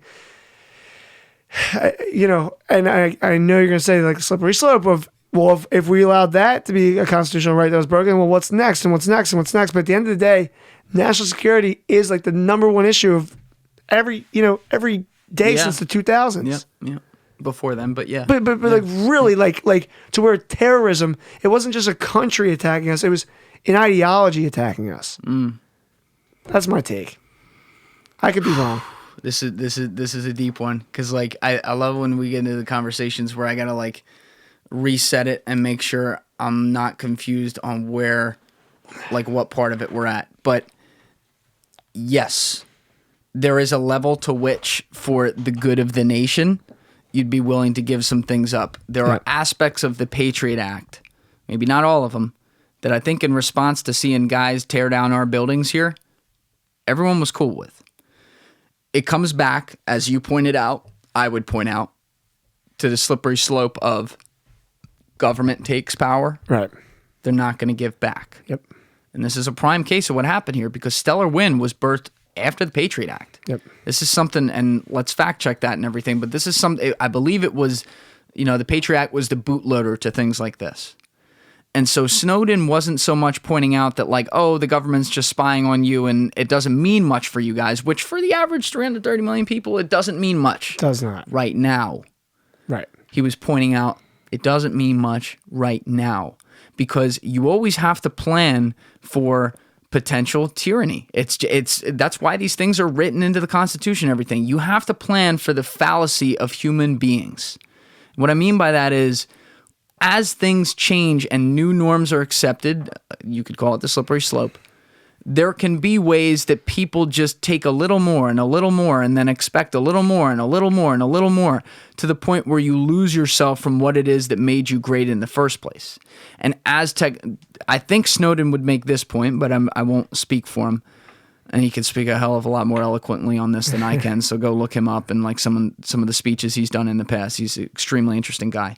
But I think he would make the point of because technology is developing so far, the power that data storage has and the power that it has towards things like machine learning and just a total change as to what the capability or even the existence itself of what technology is shifting so hard and is only going to continue shifting so hard to the point of technology getting to the singularity with us. He is saying that if you allow this to happen now, you don't know how it can be used later. You don't know how it can be used when it gets into the wrong hands because shit has gone wrong for so long unchecked. That's true. And right, exactly. It's easy to look at it through the scope of like, I don't want another terrorist attack to happen on American soil or any place in the world. So it's easy for me to put on those glasses and be like, well, you know what? Is it that big of a deal? But you're right, because there's no going back, right? It's like anything else. Once you take that step, then there's only another step and another step. There's no, you know what? By the way, we saw what we had to see. We're going to backpedal everything now. Do you know how Cheney sold the Iraq war to George Bush? Have you ever heard that story? I mean, possibly. Maybe if I tell it, you'll heard it. Because I think about this a lot because I know a lot of guys in the military. I know guys who fought in Operation Iraqi Freedom. What was the second one?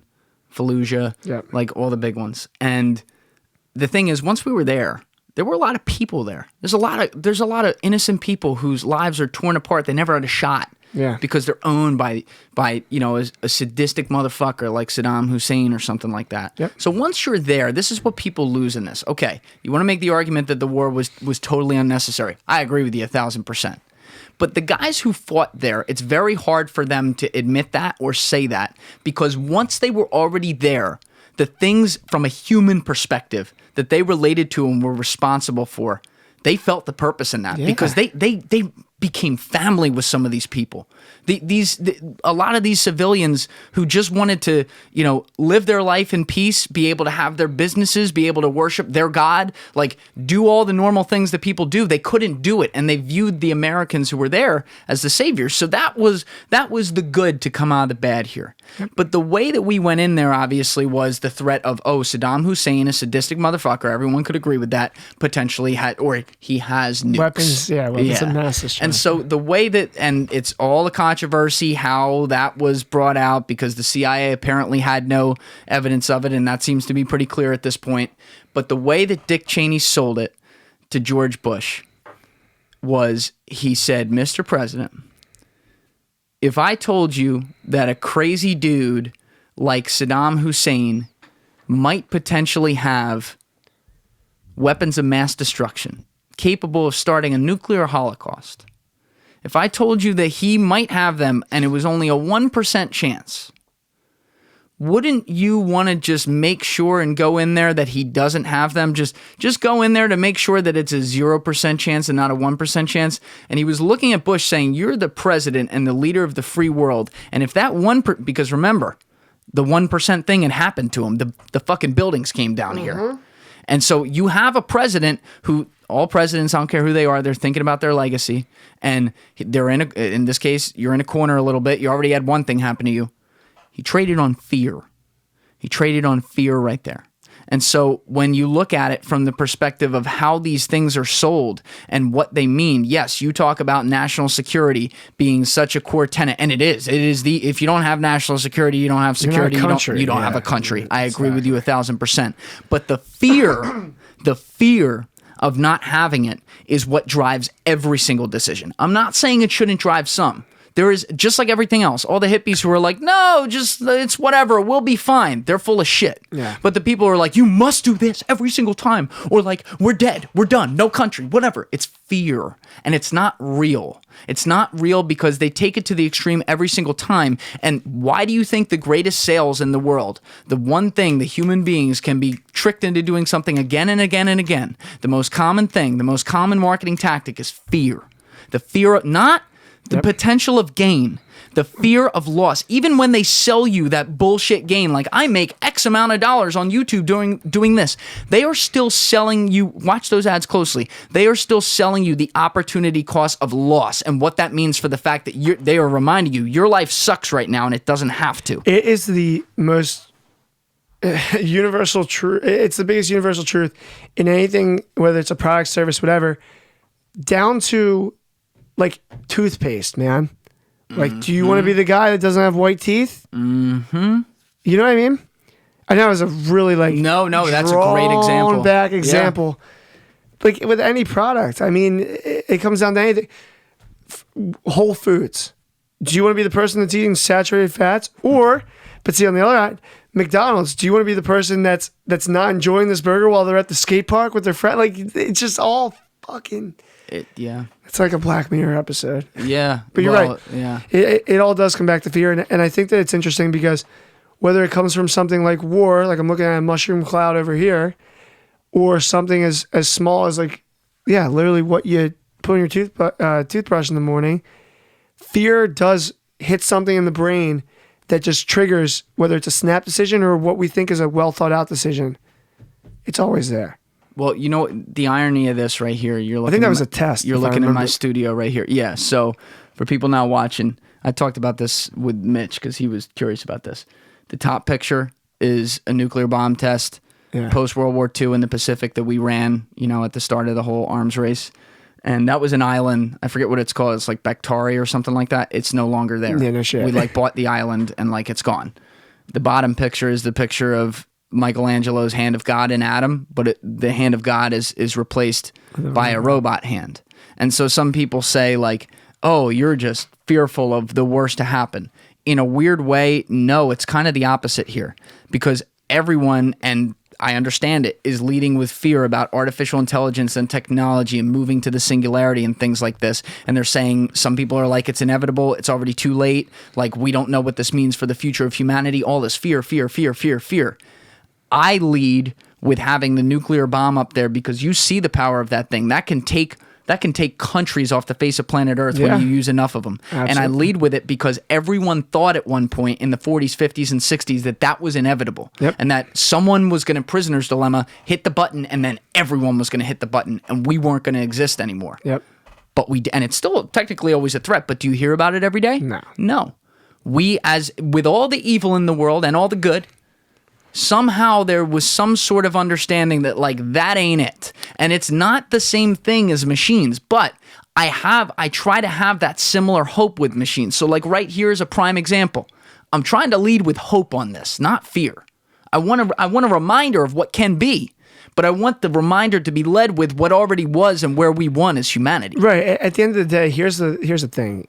The country, if not the world, is set up in such a way that unless everyone all of a sudden becomes a bad egg, that should never happen.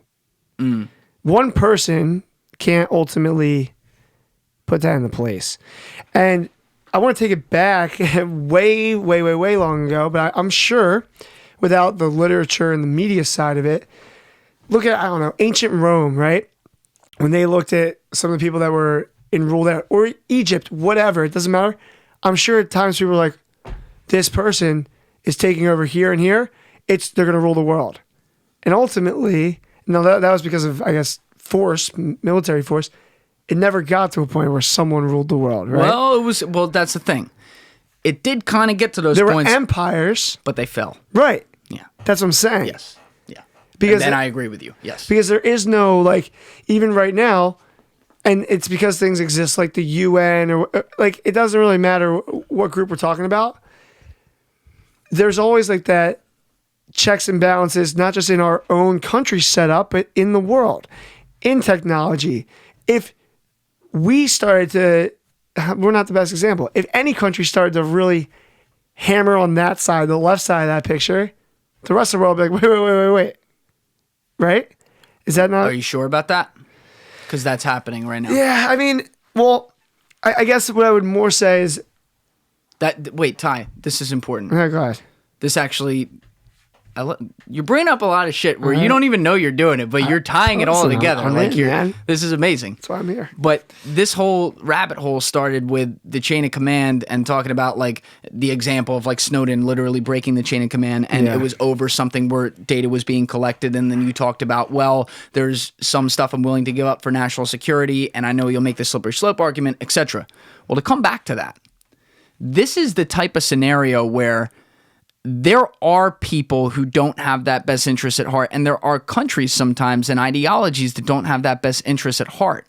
And so they are doing some of these things. Like, and of course, like I'm just not saying it right now, but what's going on in China, very few people actually understand because they've never looked into it, let alone been to China. I mean, I haven't been to China. You opened my eyes to that app. Which one? Every person you told me in China had it. WeChat. WeChat. Yeah. That blew my mind a little bit for a second. And I think that I kind of want to give you the platform right now to explain that to people like myself a week ago who had no idea what that was. So I think that's your floor to kind of talk about it for a second. Well, this is just one area. But WeChat is a social messaging connectivity app, I guess is what I would call it in China. It's owned by the biggest company, Tencent, which is like the biggest company in China, which we could talk about a whole another way. I think they own it. I'm not entirely sure on that. I should pull that up. But WeChat, regardless, there's over 1 billion people in China. WeChat has adoption of maybe like 800 million users or something like that. And it's a place where people can instant message each other. Think of like DMs and stuff like that. They can send money. Think of Venmo. There's a level of social media. Think like Facebook and stuff like that. And then there's like video sharing. It's like YouTube. And I believe there's a level of search engine in it, but I'm not positive about that. I saw there's like coupons. You can get your coupons there. They basically have like some Groupon stuff in there. They know your location. You walk into a McDonald's, you also know a coupon will pop up on your phone. It's pretty crazy. And so all these people in that country in particularly have adopted it, and they share their data with it. And we complain about stuff like what Snowden pointed out here, but to your point, we are not even the tip of the iceberg. And I'm like almost lost where we are right now. This is how dense this conversation is. So there might have been original points we brought up in this conversation that we didn't address, but we're down the rabbit hole. So fuck it. Let's just go with it. But all these people are giving their data on so many different levels: money, thought, like communication through text, through search, sharing their location and their data and where they are through the social media, preferences, all these different things. And all the data goes to the company who is required to give it to the Communist People's Party of China, which is their government, which doesn't exactly care about human rights and doesn't exactly care about freedom of their citizens. And so that's just one example. But this is where like a government like that seized control over time, and then, it's communism, so it doesn't work, and it's evil, and it's tyrannical, and they believe in like eugenics. It's straight up like everyone has killed the word Hitler and the word Nazi because they call everyone that who they don't like. This is the one country that you could legitimately say that out loud about and have the case behind you through like literally ethnic cleansing even to back up your argument. Go look that stuff up. But they have allowed this to happen because they can. The government can do it. So on our end, the argument I think you brought up at some point there was like, when you were talking about the national security and like, well, I'm okay giving it up. The thing that a guy like Snowden was looking at was, A, if we do, where does it stop? The slippery slope, which we talked about. And B, how do we stop it from becoming eventually just the Constitution's thrown out and our government can effectively become that and then lead us that way? And then at some point here, I'm trying to keep track of everything we said, but you also talked about like, it's people will realize, or governments, it doesn't take just one bad person for it to happen, and like shit will always be held in check. Or I'm putting words in your mouth, but you got it. Something along those lines. But the fact of the matter is, there is a campaign right now in China. I believe it started in 2014 or 2015. You told me about this the other day. This blew my fucking mind. Called Made in China 2025. Now, when I say Made in China 2025, what do you think? I remember saying to you, I was like, oh, that just means that they want to have like, more things made there. Sure, which everything's been made in China for the last 40 years. So what happens? The world looks at that and goes, oh, well, that's already the case. Like instantly people kind of turn a blind eye because they're like, that doesn't sound like anything. Here's what they were really doing. China got all the manufacturing over the years, not just taking advantage of us, but taking advantage of every country around the world and making them beholden to them. And that's a whole nother thing I could go into, but I won't. And so they started to get really curious at the turn of the century with technology. They were a third world country, technologically, in the year 2000. They were a third world country. Then what they did is they stole everyone, including our IP for years, our intellectual property. And they effectively, that's why you always hear these terms like, oh, it's the Chinese Google. Oh, it's the Chinese Facebook. Oh, it's the Chinese, and when we're talking about companies over there. Because they literally just copied models we had here. And by the way, communist Chinese government can block our models from being allowed in their country. That's why fucking Twitter isn't there. I don't think Facebook's there. All these, they have their own. And it's after stealing our stuff and then building on top of it and adding their own innovation. So the Made in China 2025 campaign was, it probably had aspects of like manufacturing and stuff in there. I got to go fact check that and see what else they rolled in there. But the key central tenet of it was technology and innovation. They want to have the money that rules the world. That's why they banned Bitcoin and banned all these cryptos, because they see what that is and they've invested billions to trillions of dollars. I don't have the numbers, so I don't want to say what it is, but it's a lot, into blockchain and into developing their own cryptocurrency for their own government that they want to then use to devalue the dollar and take away all the international money and becoming the center of the thing that makes everyone survive, which is money. It's why they banned these social apps, like I pointed out. It's why they did all these things, because they want total control. And then with the Made in China 2025 campaign on top of that, with the innovation specifically, they want to be able to build and improve in things like artificial intelligence and the things that allow machines, and therefore them, the Chinese government, to control said machines to control the world. Now, what they don't get, the government doesn't get because they're sociopathic, is that if you get machines to a certain point unchecked, they won't give a fuck what you think. It's a machine. It will outwit you. Just because you're fucking Xi Jinping sitting on your throne, banning images of Winnie the Pooh in the country. I don't know if you know he did that. He banned images of Winnie the Pooh because people said he looked like Winnie the Pooh online. But yeah, this is a country we totally want to do trade with. But all these other countries do too, and we allow them to exist like this. But they don't realize that if they're building the fucking killer, especially if they get there first, you want to know why data matters? You want to know why governments shouldn't be able to collect that shit unchecked without your constitutional rights, and why it needs to apply in other places? Look no farther than that, because that's how artificial intelligence evolves. It evolves through machine learning, which in English means that machines that they build, whether it's software, which is generally where it is. It's not like it's fucking Terminator walking outside. It's software programs. It's the mind, right? Like, you have a body. If you didn't have a mind, you'd be a vegetable and you'd be in a hospital unable to do anything. Yep. Your mind is what matters. They build the mind by using the data to build the mind out. I mean, you already see it on small scale in what we do and the world we live in. Something as small as, and I said this to you last time too, not on the air. I was like, can we talk about how when all of a sudden I click on something else that was in my life shows up in my life, or shows up marketing wise? And you're like, yeah, it's all machine learning. It's all, it's funny because sometimes I like to think I'm intelligent, and I feel like I have a small brain when it comes to that stuff, because it's like, how's it possible? But it is just data collection and programming, right? That's what it comes down to. Completely. And when you put that in the hands of an entity that wants to have control, especially a government who can legislate and who can decide what goes, or who can take power where they didn't used to have it through slippery slope metrics of just taking a little more ground over time and eventually becoming something that's bastardized from what the entire idea was. Mm-hmm. That's where you run into that problem. And so now here's the other argument.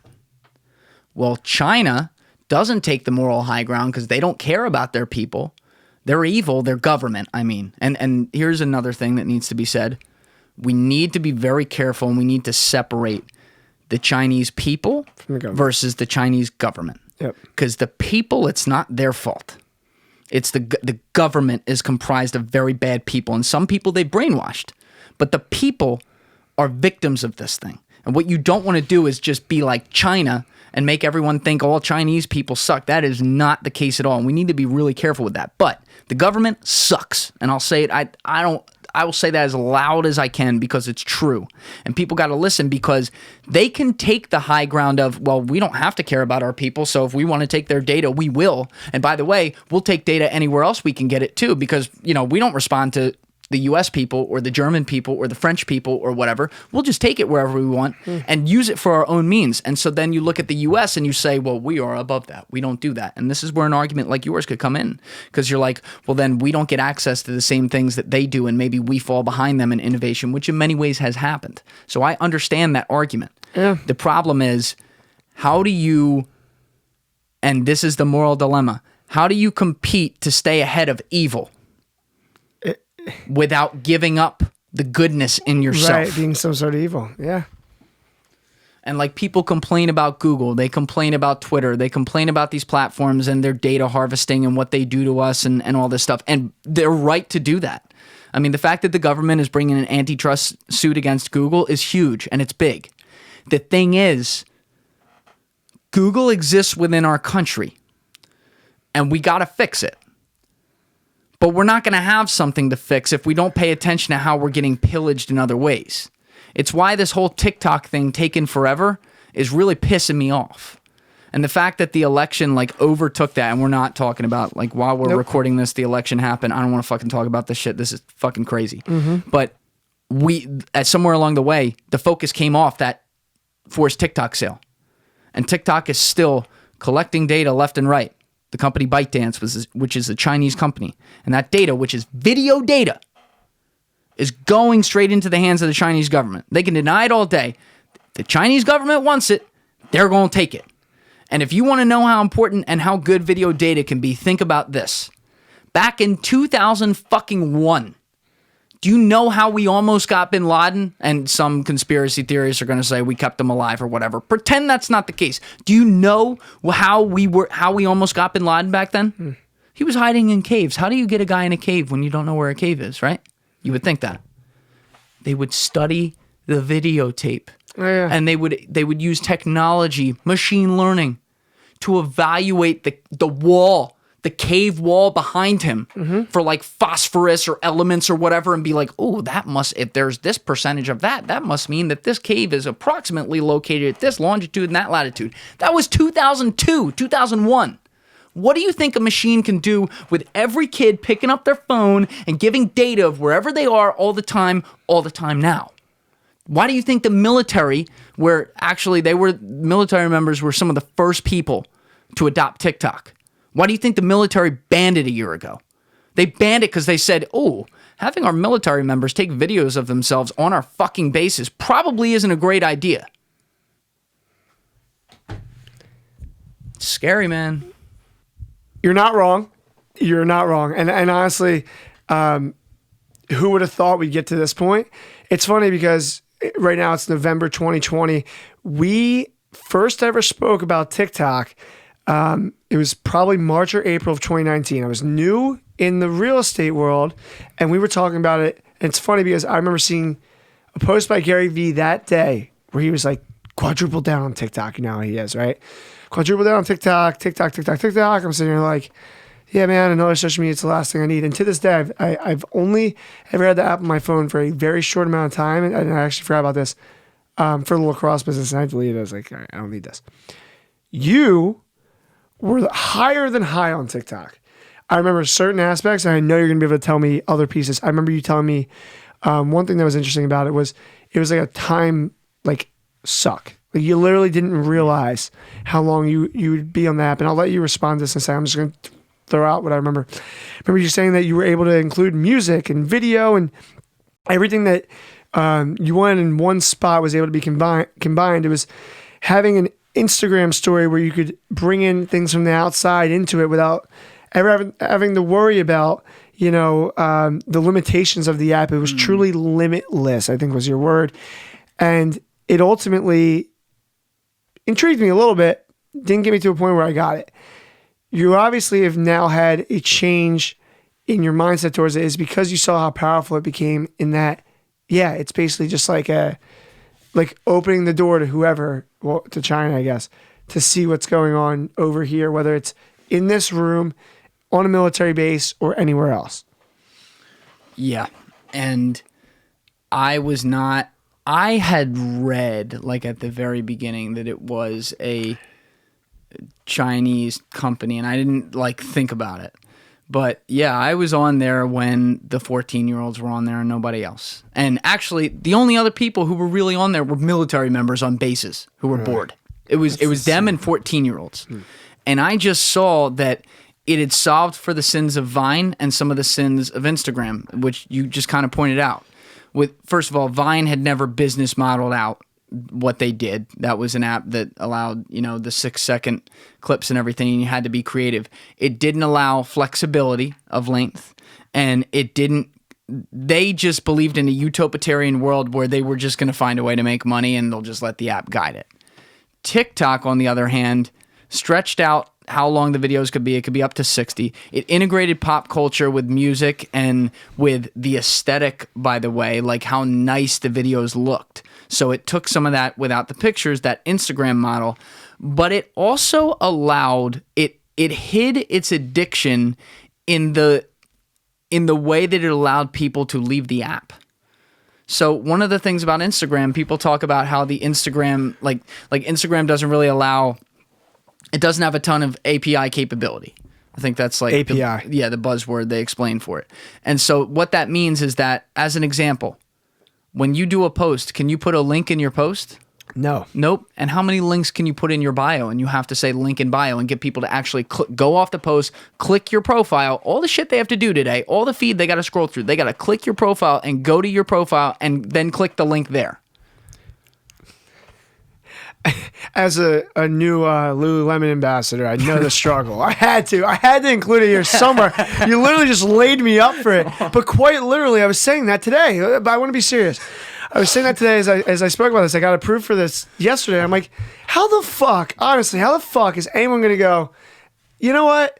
Let me go from this story to his profile, to click the link, to find something I like, to check out. I'm like, it's a lot. It's a lot to ask. Ultimately, it's a challenge, but I think I'll end up making something out of it. But yeah, it's unbelievable, man. And that's the thing. And I'm curious if you have any insight into it, why I guess TikTok was the first group to do that and why Instagram didn't catch up. It's out there now. Why is Instagram still keeping it very much, you stay in here. You're in the app, just stay right here. Right in here. This is the answer to number 2 is I don't totally know. I could speculate, but I don't know why Instagram is keeping it that way. Yeah. But the answer to number 1 is because TikTok cloaked the ability to allow you to go outside the app. And let's define that so that people understand. The first thing I noticed on TikTok where I went, whoa, was they allowed you, I think you can disable it as a user, but very few, if anyone, do. They allowed you to download the video onto your phone and put it anywhere. And you know what else they did? They put the logo on the top left of the screen, TikTok, and then it works its way down to the bottom right. And then the video ends with the person's profile picture for 1 second under TikTok. It's branded so you know where it comes from. And they invited it to be shared on other social platforms where everyone sees the brand and goes, oh, I got to check this TikTok thing out. Now, you'd say, well, why do they want people going outside their app? Because technically once they leave, they may not come back. They may get distracted by something else. The reason is they made the app incredibly addictive in that they made the user experience immediately jump at you. When you open up the app, the videos with the sound start automatically immediately. And all it is, their main feed is simple. It's just scroll new video, scroll new video, scroll new video, scroll new video. And by the way, they did it full 1920 by 1080. Just like a full iPhone picture, as opposed to Instagram that people still don't know the metrics for IGTV. They still don't know whether their video is going to fit inside their stupid little fucking box and whether or not it's gonna cut off at 59.9 seconds or at the full minute. That might cut off their final line. There's no flexibility with it, whereas TikTok allowed the flexibility. So they made it like, hey, we're going to use the API thing to our advantage and allow people to leave our app, but when they're in there, we're going to make it extremely addictive so that maybe they love that they have the API capability to go outside the app, but they'll still stay in the app. One thing that's alarming is this. Okay, so I even mentioned earlier, like, oh, with Instagram, it's easy to get caught in the rabbit hole and blah, blah, blah, you get a notification. People literally talk about TikTok like it's a drug. Like it's, like, for instance, I said to you, yeah, man, Instagram, like, all right, you know what? I want to see what's going on, what's in the mix. I want to check up on my friends. That's the main thing. It's really the reason I'm on there. I want to share what I'm doing, check up on my friends. That's not the case with TikTok. It's like this entertainment suck. And that's the thing that's scary is, as someone that really does not use the app, I talk to people that do, and they literally talk about it as like, oh, I stayed up till 2 a.m. last night watching TikToks. I can't say I stay up till 2 a.m. watching Instagram videos or pictures or looking at pictures, because the reason why, and this kind of goes back to what you said, it's easy to kind of disengage from it. Like, I'm scrolling pictures and I'm kind of tired, and honestly, the next picture doesn't really matter. Versus, wow, I'm stimulated video, bam, I'm stimulated video, boom, boom. Like, that's what the way you're describing it. I can see how people kind of get down a rabbit hole here. Yeah, I just pulled up something behind you while you were going there. That's why I was signaling. No, you're good. Because you hit something that's critical. When you go to TikTok's Wikipedia page now, obviously it's been mass adopted in the US and it's had all kinds of stuff around it. It's a fairly long page. I'm not looking at Instagram's Wikipedia page right now, but it's probably not that long, but it's long. And one of the things, this used to be a very short page. I just saw the word ISIS. Like, dude, literally a year ago. Hold on one sec. A year ago, this was not that long of a page. Right. But there was one thing that they had in there that stood out to me right away. Maybe it was like 4 or 5 different paragraphs that made up the entire page. But what they did is they had this data on things that were already studied, and it's under here where it says addiction concerns. And I remember, and it's a little longer now, but this was out there back then, and this is right when I was first, I saw this right when I was first trying the app, maybe like April 2019, something like that. But it said some users may find it hard to stop using TikTok, and this is obviously all cited within Wikipedia. In April 2018, an addiction reduction feature was added to Douyin, which is the Chinese version of TikTok. Is it called like it's the same exact thing? Vaguely, yes. This encouraged users to take a break every 90 minutes. Every 90, that means they were already expecting to roll them in for 90 minutes. Later in 2018, the feature was rolled out to the TikTok app, which is the one in the US. But many were concerned, it says here, it just goes on to say, excuse me. Many were also concerned with users' attention spans with these videos. Users watch short 15-second clips repeatedly, and studies say that this report to a decrease in attention span. This is a concern as many of TikTok's audience are younger children whose brains are still overdeveloping. Now, it said something else on here originally as well, because that point is entirely correct. It makes us want to expect that we get the next thing right away, and these young, impressionable minds want it. And they're already trained in other social platforms like Instagram stories and Snap stories to do that. Yep. But it also, what it had said was it included that users could use I'm paraphrasing here, users could use the app for a very long time and not realize the time had gone by. Yeah, it's a time suck. That's what I was saying. Yes. Terrifying. And it's terrifying for a few reasons, right? So the first piece obviously goes on to what you were saying with the data collection. Terrifying.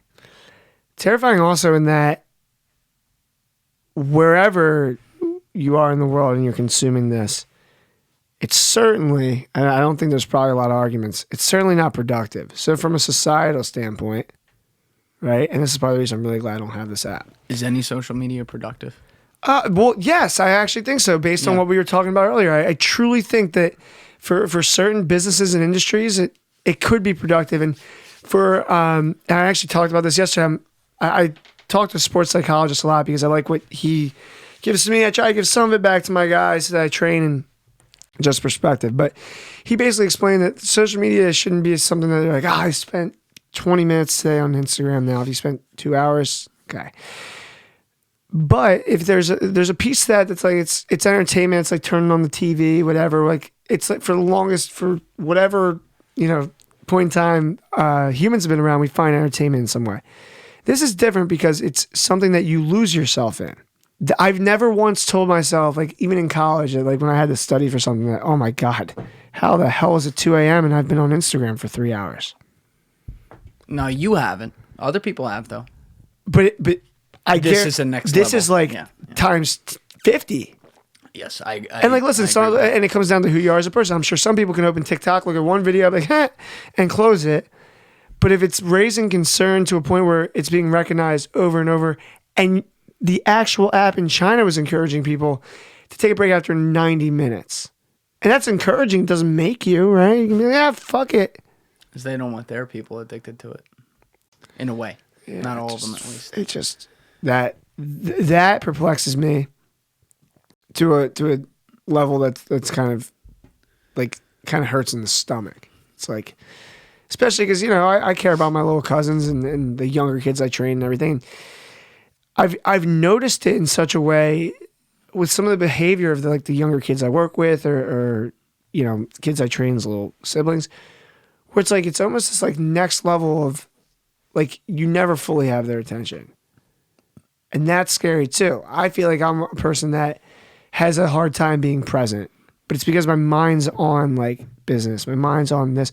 It's in that. I don't see you mindlessly scrolling much at all when I'm around you. So you're constantly, but that's the thing. You have that distraction of you're constantly doing something. Yeah. And people are relying on you. Yeah. And not here's everyone the thing. has that. I do mindlessly scroll. For instance, like my screen time, I might have done this last time. My screen time for today is at 10 hours and 26 minutes. 10 hours and 26 minutes. Holy shit. Yeah. But guess where the majority of that's going to be? I'm already going to tell you. It's in my text because that's my entire life. Yep. Your business, yeah. I was on the phone today for 3 hours and 30 minutes, and I was texting for 2 hours and 12 minutes. Yeah, see, but that's the thing. And especially how you're using it. You're not texting people left and right going, yo, what's up? You check this thing out. Your business. That's where. All day. And you were complaining before we started the podcast. You were actually complaining about the fact that a lot of your kids text you, even though you have a system set up online for them to schedule like a Calendly. And it's like, and it's not even their fault. It's like that's what they were used to with me. That's what they're used to. And what can I do? Tell my most reliable long-term clients, don't text me anymore. You have my personal line. Don't text me anymore. Can't do that. And I care about them. This goes back to, I do care about them and I kind of want to keep up with them.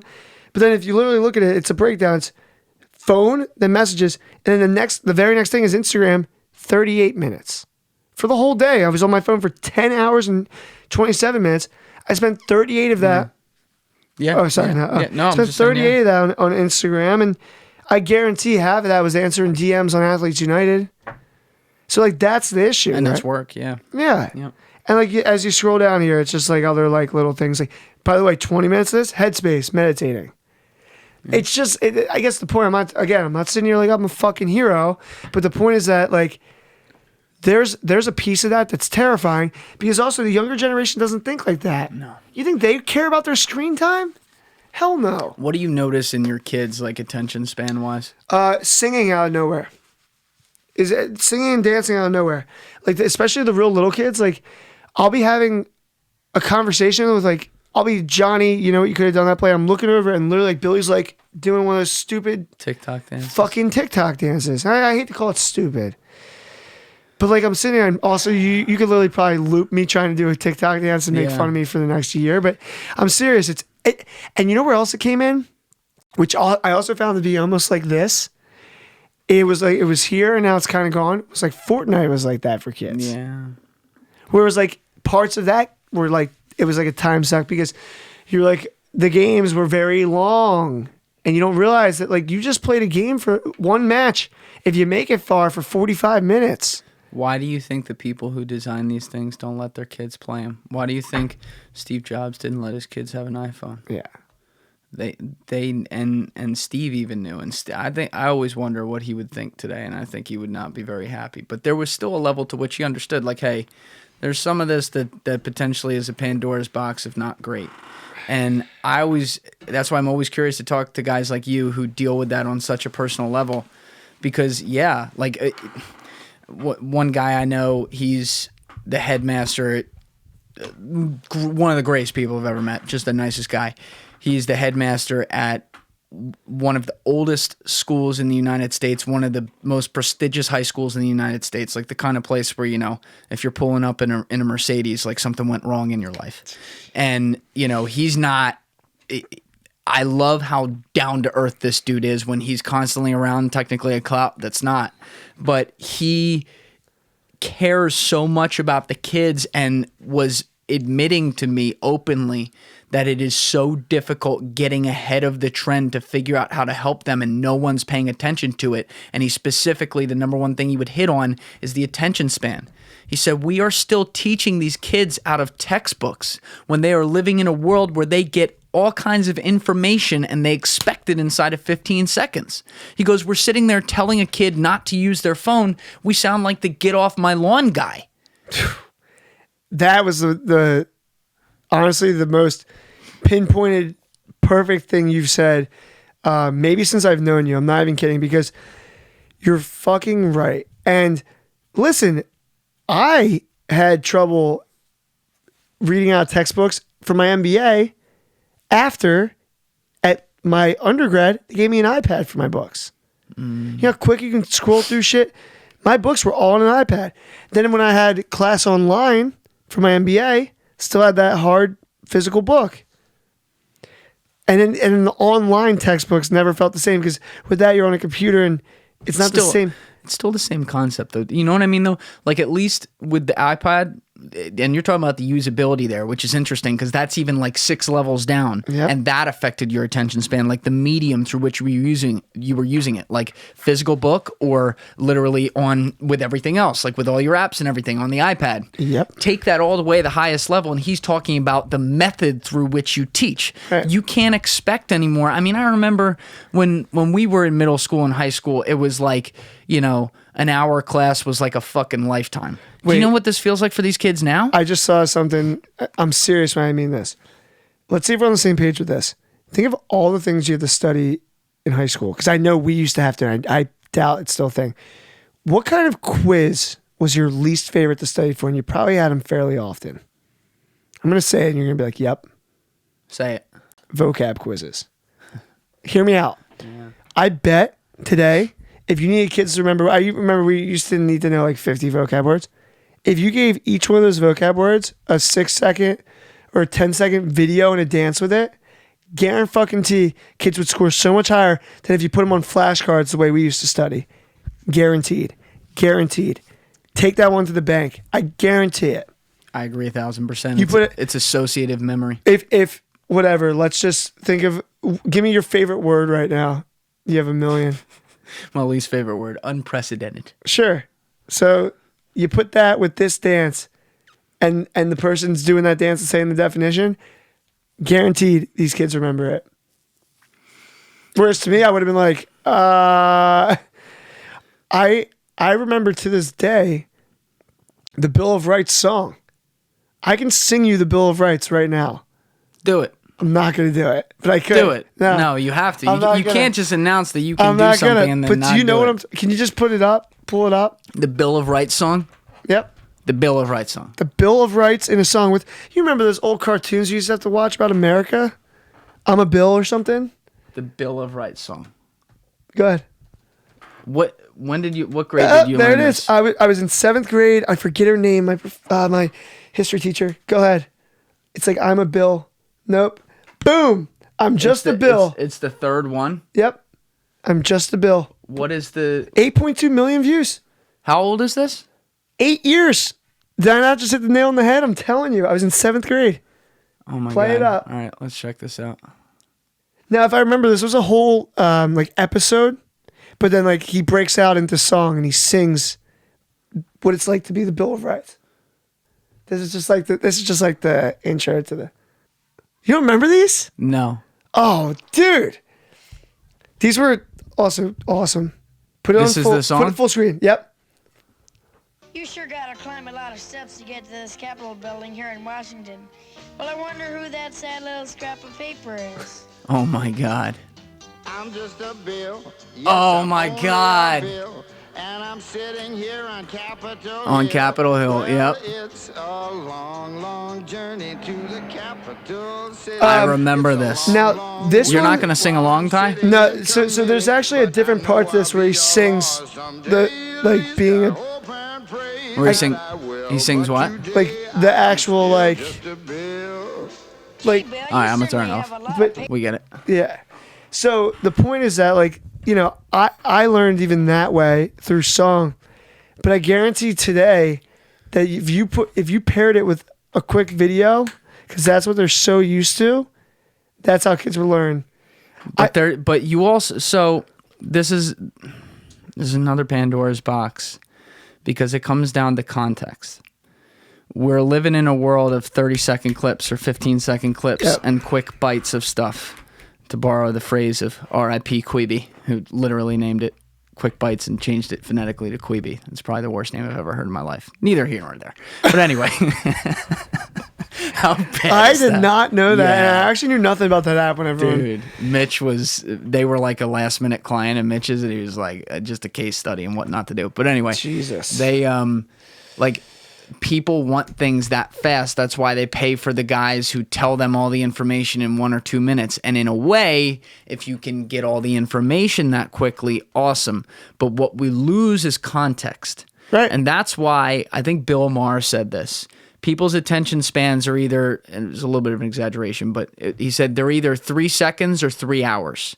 And it really depends on the medium. Yeah. Because guess what? People's attention spans are not 3 hours, not even adults. It's not.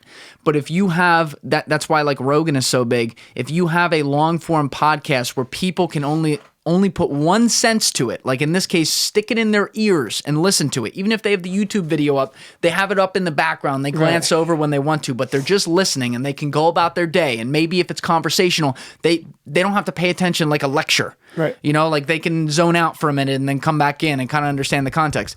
That is where in conversational format like that, which doesn't feel like it's being dictated to you, that is where people can learn more because they're learning through experience of the people talking and they're learning through conversational methods where they feel like they're a part of it. So I always felt as though the class I learned the most in about anything was my debate class. Why? Because it was just that. Now there were monologues, right? You had 2 minutes of uninterrupted speak. I think it was like a 1 minute, then a 30-second rebuttal, then the other side got 1 minute, 30-second rebuttal, then 2 minutes of whatever the format was. Even that was a little bit. And I was, that's how I learned about this policy or this. And it was actually an opinionated debate. Because people are talking it out with reason. Right, exactly. Because you knew after side A said something, side B was going to get their turn. Versus shoving it down people's throats on a textbook or a lecture. And yeah, Jimmy might ask the occasional question, but Jimmy always asks questions. So when he raises his hand for the 6th time in the class, you're like, all right, let me check my phone. I don't give a shit what this kid has to say again. If I were, and this is going to open up a can of worms, but if I were a foreign country that had an interest in America not being as powerful, one of my first priorities would be to take our youngest generations and make sure we lock them into addiction to certain things, which, let's be honest here, it's not like the main drivers that did that are the social media platforms, which are American companies. So that's not foreign companies. Let's be clear.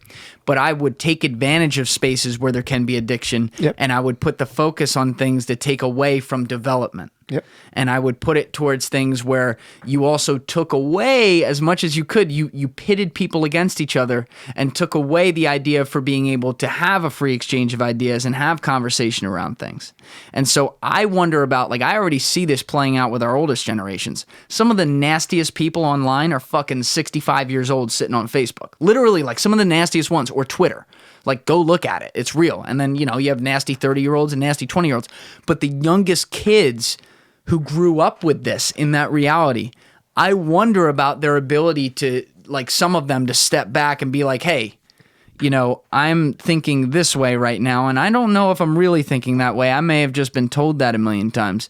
But it comes back to, all of this ties back to the idea that people are concerned what other people are going to think about them. That's what social media is built off, and that's unfortunately what free exchange is built off of. And so, especially when you pack it into 15-second punches or 60-second punches on TikTok, and they're just repeatedly looking at this stuff and repeatedly looking at what's trending and therefore what's important and what's important to other people, so therefore should be important to them. They lose their own concept of what's important to me in a lot of ways and take away individuality where it can exist. Another piece of this too is the exposure that kids are getting to things they normally wouldn't if it wasn't for this. Now, when I was 10, my computer had a blocker called Net Nanny. Okay, seriously. I remember these things. Net Nanny. So, you know, whatever 10-year-olds would want to look up, you can use your imagination, would get blocked. And I remember like literally being like, oh, Net Nanny blocked it. Guess I can't look at that. On to the next thing. The things, and again, this is all from what I'm hearing. The things that kids are getting exposed to now with free reign is crazy. I'm a firm believer, honestly, and I mean this, in like, when people freak out on others for like not watching their language in front of kids, it's like they are going to hear this one day. Okay, Thank God let me keep rolling, because that's not really that big of a deal. Like, if you really get that mad at me saying fuck in front of your kid, I'll do my best not to say fuck. Yeah, I train kids all the time. I know I have a little bit of a loose mouth. If I honestly felt like it was a problem, I don't think I would. I think I'd be really, really looking after it. Now, of course, I try to watch it a little bit, but whatever. Now, yeah, there's still a level you edit it, but it's like, it's like once in a while, and that's the thing. Like, and kids are all about what? They're trying to be treated like adults too. Right. So hear me out on this. I'm hearing kids who are 10 years old saying things that they saw on TikTok that I'm like, okay, I know I wasn't exposed to that till college or post-college or at least high school. That's the scary part. That's not the same way we talked about, it's still up here, where they're talking about the let me read it real quick, whose brains are still developing is the way they said it. Yeah, on the TikTok children, page. Yeah, children whose brains are still developing. You all of a sudden pump something down that might be like rated M for mature. And I'm not talking about when we were kids and like you'd play Grand Theft Auto when you were 10 and you'd see like whatever, like a video game gun. This is like, you can see some real shit on there from what I've heard. It's very uncensored, right? Like very uncensored. Very. That, well, minus when it's like politically motivated in China's interest or against their interest. That's where it gets a little censored. But well, go ahead. There you go. But then you look at that and that can't be good for development. And that's something where like, listen, I'm no psychologist. Someone smarter than me is going to figure this one out and really, and they probably have spoken. Yeah. Wow. I'm really like, sometimes when I'm in here, they've probably, spoken on it, but in all reality, that's the part I'm concerned about. Is like, just as much as like the stupid dancing, it's like, what are these kids seeing and what's it going to do? I got to be honest. One thing that I know that these kids are exposed to are like innuendos about like drug use and like, how so? So like, I heard like a 10-year-old kid that not that I trained, but that I was coaching a team and this kid actually played for a different team, but talking about TikTok he saw in like some sort of like reference to like cocaine. And this kid was literally 10 years old. Yeah. And I'm just like, I literally can tell you, I did not know what cocaine was when I was 10, let alone like seeing TikToks like joking about it. Yeah. Yeah. It's just like, that's the thing though. You can't fight the crusade of information incoming. Like, it's going to happen, and there's a level to which you want to stunt the development at a younger age, however you can. And that's where I empathize with parents and how hard that must be. But there's also a level to which you have to change standard. You have to accept that the world has changed and you have to figure out how to adjust in the best way so that you become morally the best type of kid. And I guess the argument to that's like, okay, but when we were kids, like Scarface was probably on the TV when we were flipping channels, and we probably like, so sometimes when I say things and I actually hear them back to myself, I'm like, all right, maybe I should take a step back on that. But I think it was just more alarming to hear the medium in which they got it. Yeah, and I don't know how like the age bracket stuff works. I know YouTube had all kinds of litigation and still does sometimes and had to really up their standards of like kid friendly versus not. Yeah. But what about the kids to figure out how to go in there and put their birthday to something different? Well, it's like the same thing. Like, what about the kids when we were kids? If you found out your parents' password on when it was still just Comcast, and got onto like the blocked channels or the blocked, content or whatever. Yeah, but even more than that, that's a closed channel where there's a limited number to choose from. With the internet, there's no limited number, man. If you figure out how to use Google and you can get around certain things, the world is your oyster. And you cannot fight the more free exchange of more information over time, and you have to learn to adjust to it. I just made that point a couple minutes ago, but it's like That's what it is. And we need to realize that. And I think a lot of parents have had trouble adjusting to it. Yeah, I gotta be honest. I mean, I talk about this sometimes with my girlfriend, and even I just think about this. Like, it's a scary time to have a kid. And like, here's the scary part, right? If I had a child today, in 2020, by the time he's 10, what the hell is this going to look like? I mean, 2030, look, 2031. I told you earlier, I have a lot of hope for things. I recognize that anyone who says, it's all going to be good, man, we'll figure it out, no problem, don't worry about it. And in some ways, that was a little bit your attitude on the national security thing, which is why I was coming back at it. Which is good, and that's why we're here. Yeah. There is a level to which you have to understand the realities. And it blew my mind. I shouldn't say that. Sadly, I wasn't that surprised, but it still like blows my mind to think about it.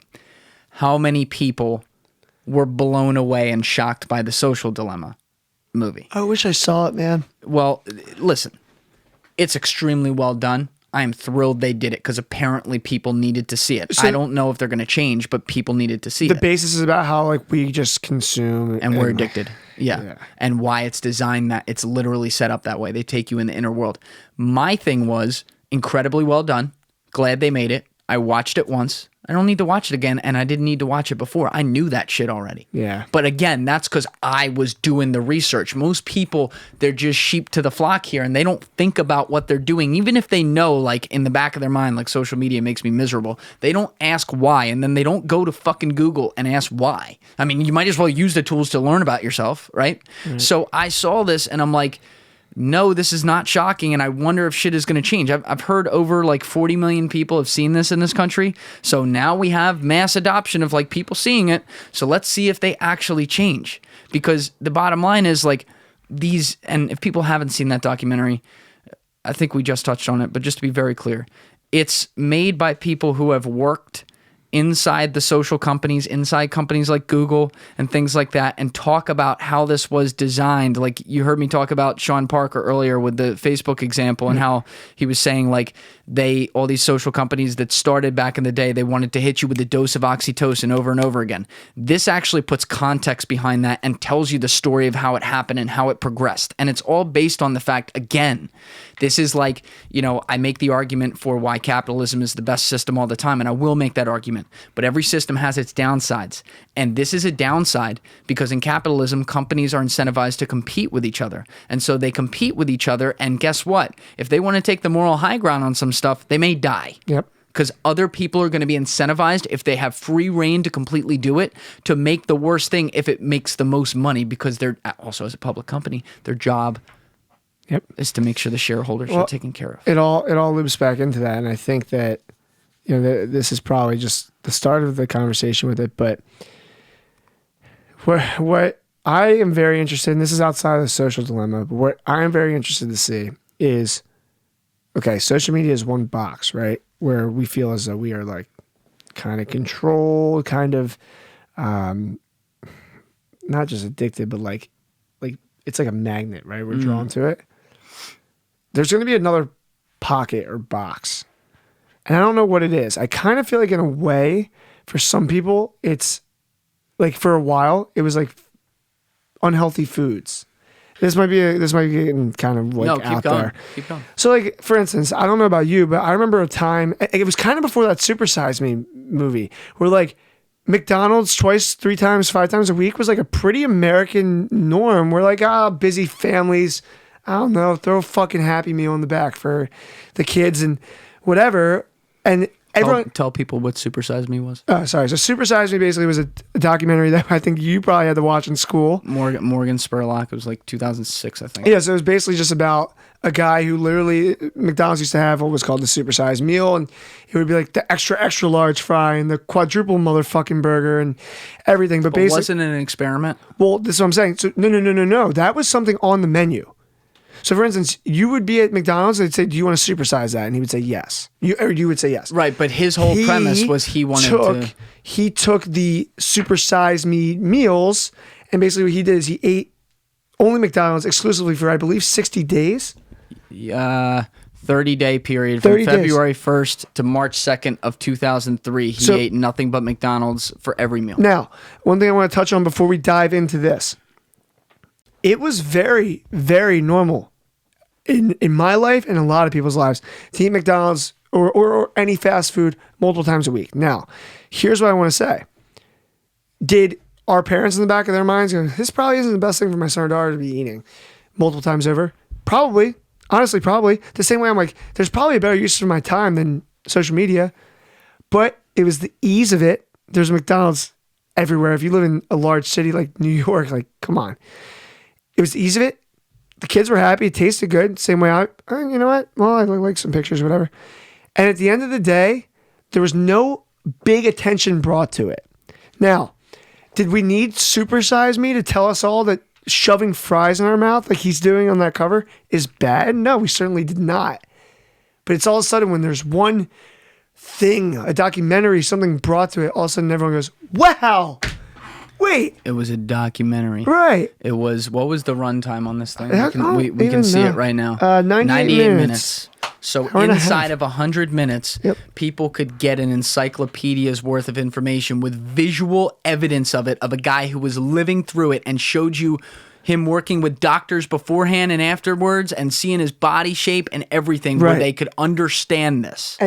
And he, one thing that's important to know here, and they say here, he was in shape. He was a very, like above average person when it comes to fitness. 6'2", 185 at the start. Let's scroll down and see. Yeah, I think didn't he put on like 40 pounds or something like that? Huh? How much weight did he put on? He gained 17 pounds in 12 days. Hold on. He gained... After 30. 5 days, he had gained 9.5 pounds.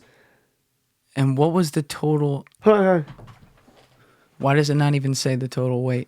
That should be like, why is Wikipedia burying that? That's like a little conspiratorial to me. The fact that they're burying the total amount of weight. Slow down a little bit. He gained 7, and a nutritionist, which weighs identical volume. By the end of the month, he weighs about 210 pounds, an increase of about 24.5 pounds. There it is. Almost a pound 24.5 pounds. Eating McDonald's. So. And remember like his insulin levels and shit. Dude, and like he basically gave himself pressure. diabetes. Like, I'm not even kidding. Yeah. So the point of what I'm trying to say here is there's like these boxes in culture or in society more so where we recognize that something's not great for us, but it's easy, convenient, nice to have, tasty. And we kind of just go, huh? And acceptance. And then something brings an attention to it. Hey, you should really look into this. This I think it said the box office did $22 million. Can you scroll up? Yep. So $22 million in the box office. I don't know what that... it did so much afterwards in DVDs. I don't know what that equates to the amount of people who've probably seen this. It's staggering. You said 40 million have seen the Social Dilemma. And that's been out like a month and a half. Right. But now, do people still stuff their face with McDonald's? Yes. But there's probably a group of people that, me personally, I rarely eat that stuff. I couldn't tell you the last time I've been to a McDonald's. And couldn't tell you. That could now hold on a second though. Sure. Because part of it was called Super Size Me, which was based on McDonald's lingo, and the entire documentary was aimed at McDonald's. Now, does that mean that things like Burger King and Wendy's and stuff were definitely hurt too because people associate those right away with it? Yeah. But where'd you say when we were talking, I can't remember if it was before the podcast or on the podcast or something, but you were talking about like Eat Clean Bro and how it saves you time and stuff because you're like, I would just go to like Chipotle all the time. But now I honestly, I would be willing to, and I would actually love to pull this up here, even if we have to take a little like pause. Compare a Chipotle burrito bowl to a McDonald's Big Mac. Just literally type in Chipotle burrito bowl versus McDonald's. Bowl versus McDonald's Big Mac. Okay. Boom. Go. All right. So what is, and you're looking for the nutrition, right? Yeah, I'm just curious. But I guess it really comes down to what you put in your burrito bowl, but. Yeah, so let's start with like Quora. All right, here we go. Nope, scroll up. I saw calories. So chicken, white rice, pinto beans, salsa, sour cream cheese, 1,000 calories. Whereas 1,045 for the burrito bowl. Yeah, and the Big Mac only has 540. But now let's give a little context. If I remember correctly, I'm not looking at this. The Big Mac, it's like it does not satisfy you. Right. So you are immediately hungry afterwards. Yep. Whereas the burrito bowl does have things like pinto beans, fresh tomato salsa, rice. So it has some things that are, and chicken, it has some things that are decent for you that may satisfy you. But the point is, yeah, like you're having one maybe midday random meal and you're taking, in that case, it said 1,045 calories. You are literally taken for the average person who might be like 5'10 and 170 or whatever. You are literally taking in like half the caloric intake you're supposed to have for the day. Yep. And it's high in sodium, which it does still make you hungry, not like a Big Mac would. Yep. But that's the point. And like people respond to stuff where it's visceral. And we're talking about where the movie officially, the Super Size Me, came out in 2004. I'd said 2006, but it was 2004. Yep. This is before the social era. This is before the really, really short attention span era and everything. But it's still packed an encyclopedia worth of issues into an interesting case study that you watched and got invested in and learned in 98 minutes that this is bad for me. Right. And like I said, people recognized it, and some people may have gotten turned off to the idea of fast food forever. Really, really, really, took a couple steps back on how often they consumed it. Now, what I think is, it's kind of like the flow of society. There's things where it's like a box, like I said, where people go, I do this, and they kind of ignore it, and then something comes out. Oh, this is bad. Next thing, social media. Oh, this is bad. And there's going to always be things like that. And I'm curious if that's just human behavior, if that's just how society kind of moves along. Like, I don't really know the answer to that, but there's going to be another thing that's coming after social media. There is. 100%. Yeah. Social media will be old in 10 years from now, I think. I just don't know what it will be. You never do. I mean, people looked at social media, brought in Internet 2.0, right? And they say we're at the frontier of Internet 3.0, whatever that is right now. So are we at the point where like, Internet 2.0 was kind of birthed with like a MySpace, which was the precursor to all this? Yeah. Are we at that right now? And if we are, what is that thing that is the MySpace for the next thing? I don't know. Podcast. No. No, it's not. I'm kidding. No, really though. I mean, I can't even pretend like I know the answer to that, but it's just intriguing. And I think that there has to be, like I know you said, yeah, well, we already knew that before I watched The Social Dilemma, but there has to be something that throws it out there, or it just never, like it just kind of keeps going off into that path. Like we might have recognized it. Not a lot of people do. Here's the difference. Sure. What is McDonald's? Food. What do you mean? Yeah, exactly. Yeah. It's food. You eat it. You shit it out later. It's something you do 3 times a day. It's a necessity to survive. Okay. Would you agree that there are a lot of different options for food out there? Yeah. Would you agree that you may go to a restaurant that only 1,000 people on the face of planet Earth know about, or you may go to a restaurant like McDonald's that maybe, 1 billion know about? Yeah. Right? You see what I'm saying? You have choice. Right. You go where you enjoy, and you can bring people there and they'll go with you. Like, you want to meet there? Bet. Sure. With social media, these are the public squares. You look at it effectively, Facebook/Instagram, which are owned by Facebook, obviously. So we'll just, for the sake of platforms, call them one, right? Twitter, YouTube, which is owned by Google. And, we could go off on Snapchat, whatever. The whole point is they are a place that you go to on your phone and you connect into with the expectation that other people and other people you don't all go there because it's a community that has consistency. There's not 1,000, 1 million different Instagrams that people go to that are of differing size. That's fair. And so then this is where the comparison culture comes in, because then when you go all to one place, that culture, we talked about cult talk earlier, the word culture, it creates standards that then everyone from every background in some way has to follow. That's fair. And I never really thought of that, honestly. I mean, I guess the piece of it that you just brought up that I didn't really think about is there is so much more choice when it comes to, the first piece that I mentioned than Yeah, if I guess if Instagram, Twitter, and YouTube aren't cutting it, your options are pretty much dwindling. Why do you think censorship matters? It matters because if you're not on one of the main ones, the chances of someone going to find you on something else is insane. Yeah.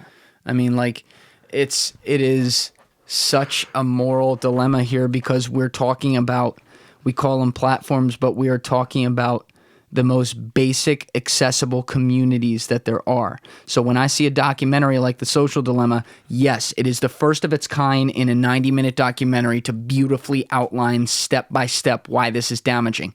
It wasn't the first of its kind though. These warnings have been there in other mediums and recognized by people, at least, or retweeted, reparroted, ironically enough, by other people over the years. And yet people, they go to do, social cleanses and whatever. But what do? They come back. They know they're coming back. Yeah. And then they realize a month in, like, oh, I'm right back to where I was. You and I talked about it earlier. When I had the Instagram app off my phone, I've had it back on there. Now, I've always been pretty good about Instagram.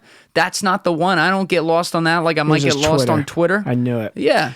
Mine Twitter, kind of is too, honestly. But that's what I'm saying, because that's where more of the research is. Instagram is very visual and whatever, and it's a certain type of content. I'll get lost on Twitter and YouTube a lot easier than I will on Instagram, but even then, like, insert app here that you take off. People know what happens. Like, they understand. Why do you think YouTube went and Vimeo didn't? At least at the beginning. I can't speak to Vimeo now because I know very little about it. Yeah. But it went because YouTube created that recommended, which then became the YouTube algorithm. Yep. Which the entire purpose is to engage people and keep them engaged. And the algorithm learns what your hot buttons are so that you go, oh, I'll do one more. Oh, it's insanity. I mean, even right now, like I rarely go on YouTube, but if I put on one thing, it just knows. Are you a heavy Netflix guy?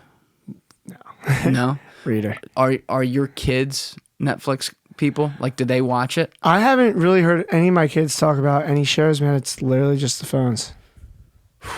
Netflix is on the phone too, but that's interesting. No, but you know what I mean? It's just like the phone apps. And then for me, honestly, I'm watching Peaky Blinders right now.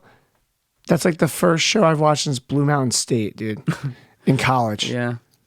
And Peaky Blinders just happens to be like the perfect show for me. Yeah, Netflix obviously has a fuck ton of users because their stock only goes up and their numbers only go up.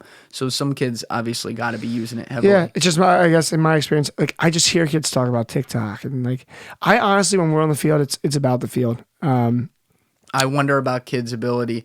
Like, I wonder about what they think when they see. Because remember, when it's different when you're watching something. When you're listening to something, you can toss in your ears and go about your day. That's what makes podcasting really interesting. But when you are watching something, you both have to listen and if you're watching on your phone, it takes over your phone. You can't do anything else on your phone. Yep. And you have to invest that time. New iPhone update, you can... Oh, yeah, true. But still, like, and Twitter's had that for a while. Yeah. I noticed. They've had that for a long time within there. But that's the point. Like, I wonder about these kids. Like, do they sit there and watch shows on Netflix? I'm curious about that. Yeah. That's interesting to me. I honestly don't know. And that's something I'll get to definitely asking. I mean, I work with enough of them. And I'm curious to hear that. I was going to say something really interesting that I thought you could do. We obviously have this huge event with Amazon Sunday. I think with who? Amazon. Wait, it's with Amazon? You didn't know that? No. I know like nothing about this event. Oh, man. All right. Well, let me touch on that real quick. So basically Amazon does community engagement events for the communities that they're new into because they want to get, ultimately, they want to get the community to accept them as a large company. I mean, it's genius on their part. Oh. And we are very thankful to be working with Amazon on this event. No, but seriously. So they helped us out with a bit of money to put on an event to engage the community, which we are ultimately giving back in that we're putting on a free, like, Let's Play Lacrosse Day, 150 free lacrosse sticks, all the gear you can imagine. 50 sponsors with giveaway baskets. Philadelphia Wings are coming. It's going to be crazy. What is Amazon's involvement in this? The money. They paid for you to do this? Yeah. How does that happen? Did you contact them? We went through like a crazy proposal process. We beat out nonprofits, other small businesses. Yeah. Because they are looking for a group that engages the community well, gets the kids involved, so the parents ultimately are open to them coming into the community, opening a new warehouse, hiring from that parent pool, everything. So Anyway, what I thought would be interesting would be if you were just there as like one of our staff members, just talking to kids. And I would like to do that. And just gaining, like you could ask them, what's your favorite Netflix show? Yeah. And like just for genuine like question asking.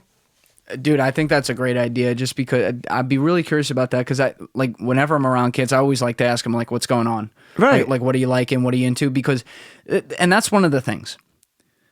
The fact that people haven't figured out yet that everything that's ever happened in human history that changes culture starts with the youngest generations. Yes. Blows my fucking mind.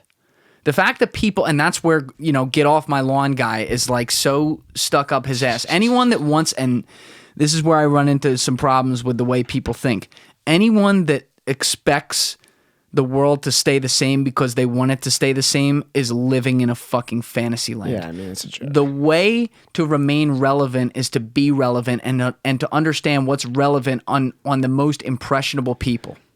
I had one, like, you know, I'll talk with like my mom about like recommendations of stuff and whatever. And she'll be like, oh, well, I would want to recommend this that you were involved in to my friends or whatever, because they have kids and they'll recommend it to them. And I'm like, you know, Mom, that's not how it works. Yeah. You are less likely, you immediately brand something when your parent or someone older recommends it to you, as opposed to when the fucking kid comes up and recommends something, even if he's a twerp little kid or something, it's like, oh, that must be interesting. I will give you a great example of that, and it's brought back, and I'm a culprit of this. So, denim jackets, okay? I'm not kidding. Yeah. Lamest thing in the world. When your parents wear them, I have 4. You know what I mean? Seriously, it's like actually fashion, I think, might be the number one driver of that. It's like, oh, you want to wear whatever shoes, and those are super lame until someone starts, Crocs. You kidding me? Are you kidding me? They're cool. They're really cool now. Justin Bieber's involved with Crocs. Do you know why a lot of these things happen, by the way? It's all one guy. A lot of it. A lot of it's driven by the actions of one guy. Huh. Kanye West. Oh, dude. Yeah. Kanye West, yeah. I think it was Andrew Schultz gave this theory. It's one of the smarter things I've ever heard. He said something along the lines of, I have a theory that Kanye West just wants to take the most uncool things and do them and then make them cool. He is the ultimate contrarian. Yeah, like running for president. Before that. Kidding. Hold on. That'll be the last one. Maybe. But yeah, you could even roll that in there. Like, he came out and what did he do? He made it cool to wear like pink polos and shit. Of course. Which, could you imagine like someone in urban culture wanting to wear a pink polo like a decade ago even? No. They'd have looked at you like you were crazy. Could you imagine like us as kids wanting to wear a pink? We'd have been like, get that fucking shit off me. Now it's like the thing. He's like in a lot of ways the Godfather of streetwear, which, by the way, brought back a lot of bad 90s trends that people thought weren't cool and some that were cool, but now they've been dead for a while. Yep. He also came out and he was like, oh, I mean, he came out and changed his music to Christian, like God worshiping music, and made it a cultural event. It was always like not cool to bring religion into what you do. And then look at like Chance, like became that guy, and then it's a trickle down effect. And then what did he do? Before running for president, what did he do? Married Kim Kardashian? No, he made it cool to not that one. Because he's in tune with pop culture in that way. But what did he do? Are you talking about just becoming friends with Trump? Yeah. The most uncool thing you could possibly do, apparently, as a black male in this country, was wear a MAGA hat and become a Trump supporter. And the fucking guy did it. Yeah. And he didn't get canceled. It is, which, thank God. I mean, I hate all cancel culture, so I never want it. But, and it goes to show you the groupthink that because he did that, oh my God, a black guy cannot like Trump. How racist is that to say that? Like, do you realize all the people in the media who are like, he's a disgrace for that?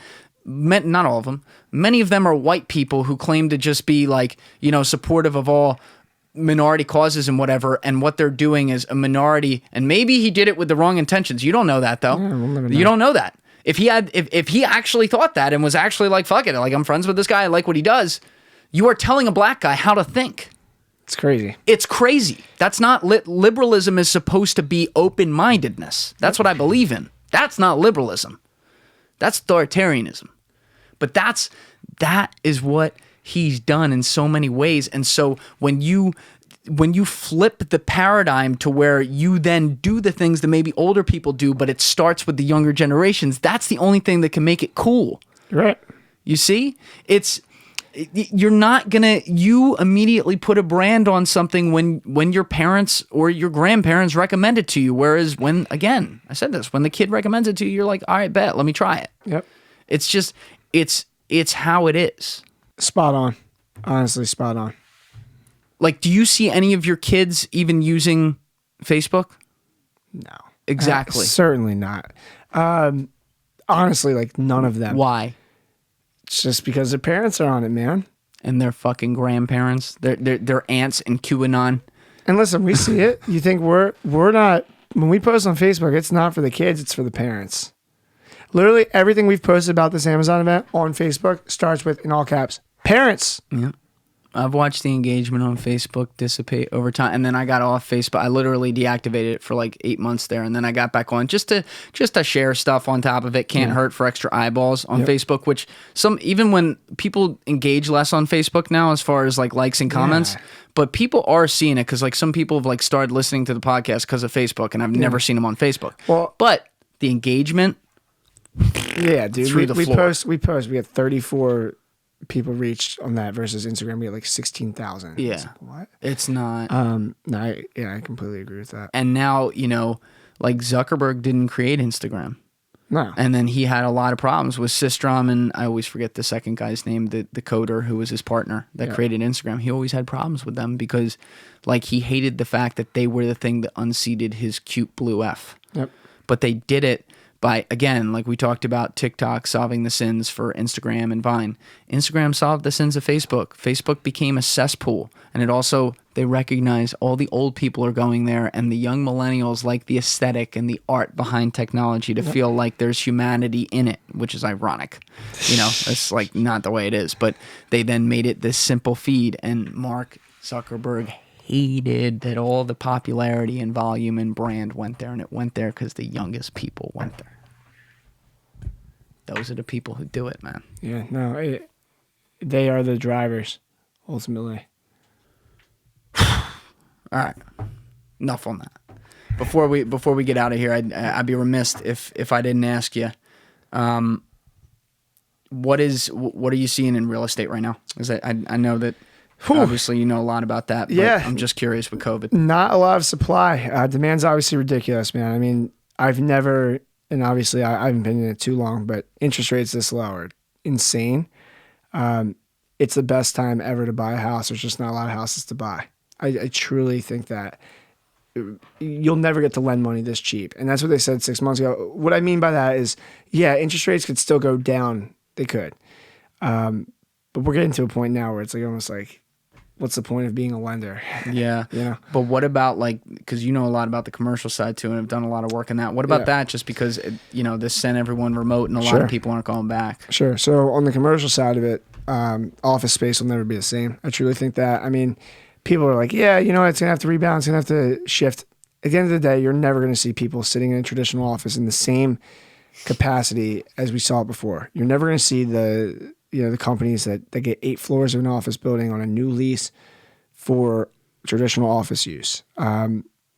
Industrial will never be the same in the other way. You're going to see more last mile distribution. Like I said, Amazon opening a new warehouse every 30 seconds. That side of the business is insane, that the flex industrial, all that's going up. I truly think office will never be the same. And I think medical is going to be that weird even ground. This is just my opinion, where it's going to kind of float on through, not change much. What are the numbers like right now? Like on a hard number basis, what are you seeing in that marketplace, commercial, like office space? Like are prices down 30%? Are they down 40%? Do they vary? Does it depend? Here's the weird part, right? The pricing on the listing, like price per square foot for office space in Center City, isn't that much changed. It's really not. Now, ultimately, after this quarter, when we look back at it year over year, it'll probably be down a little bit, but there was such little vacancy before this that like most of these office buildings are still pretty full because they're sure as hell not letting companies out of their leases. They're not. So wait, do you mean the leases need to turn over? Yeah. And that's what I'm saying. So there's those force majeure situations that gets into the contracts and the lease itself and everything like that. But it's a really weird world where you're seeing like multiple office suites, like relatively empty, if not completely empty. So supply hasn't glutted the market yet because they're not letting them out of the leases. What is like the typical length of a lease in like your average office, or does it really vary? So the typical way you would look at it is the larger the office, the longer the lease, right? So you're seeing like 10,000 square feet, 10 years. 2,000 square feet, 5 years. What's the shortest lease you really see? In like Philadelphia Center City office space, Yeah, basic city. 3, and that's really 5. You're not seeing there's no point to leasing in the middle of the city if you're not willing to sign on for 5 years. So that's interesting. And it's normally 10. Yeah, because if you have 5, 10, 15, and let's even go suburbs and say it could be down to 2 or 3 in some areas. Yeah, so let's just say like here in Mullica Hill, if someone, I don't know if there's like a main street near here, but if someone had like a retail place on a main street, like landlord might start them on something shorter. Like maybe 2 or 3 years? It just really depends. At that point, it depends. If it's a small landlord and they're willing to take that risk, then sure. Either way, we're like 7, 8 months into COVID. Yeah. So we have not even had a full calendar year go off as long as it's been. Just think about it in the context of these leases. So the number of leases that have come up are just leases that happen to be coming up during that time period. Exactly. And then we also are now just reaching the point after all the stimulus and all the things, and now that's running out and stuff. And like the grace period of payment is also running out. Yep. We are still arriving at the point in many places where people are going to start being evicted and kicked out. Oh, it's about to be insane. So one thing that's where the supply will come in. One thing that's crazy, and I don't know how I even mention this, retail will never be the same either. Of course. One of the kids I trained, great kid, his dad's a super high power attorney in New York, and he told me he's like Times Square, and then I think he said Fifth Avenue. I do not know New York well. He's like, he names this store, that store, this store, that store, gone. And these are companies where they're not getting out of their lease. They're literally just abandoning and just paying for that fucking space. It's crazy. So my one friend up there who's powerful in commercial real estate, like he's a killer. Like he's been doing it his entire career. He was giving me numbers. This is like maybe 3-4 weeks ago. He was giving me numbers saying there was like 7% capacity use right now, just based on people actually back at the office. I mean, it's bad. Yeah. It's bad. And honestly, who can blame him? Because if you really think about it, the idea, the old school, I guess, idea of like, wake up, get your shit together, hop on a train, go in, sit in your fucking cubicle, melt away, go home. Like, it's actually not a way of life. And I believe in hard work, right? That's something I want to mention. But it should literally be a choice. It should be. If you're able to perform at the same level. I would find myself to say, all right, well, I have a dog that's distracting. I live in a loft. I got a couple of roommates. I'm probably better off in the office. That's something I know. I'm in sales, so I should go do that. But there needs to be some sort of change, and there will be.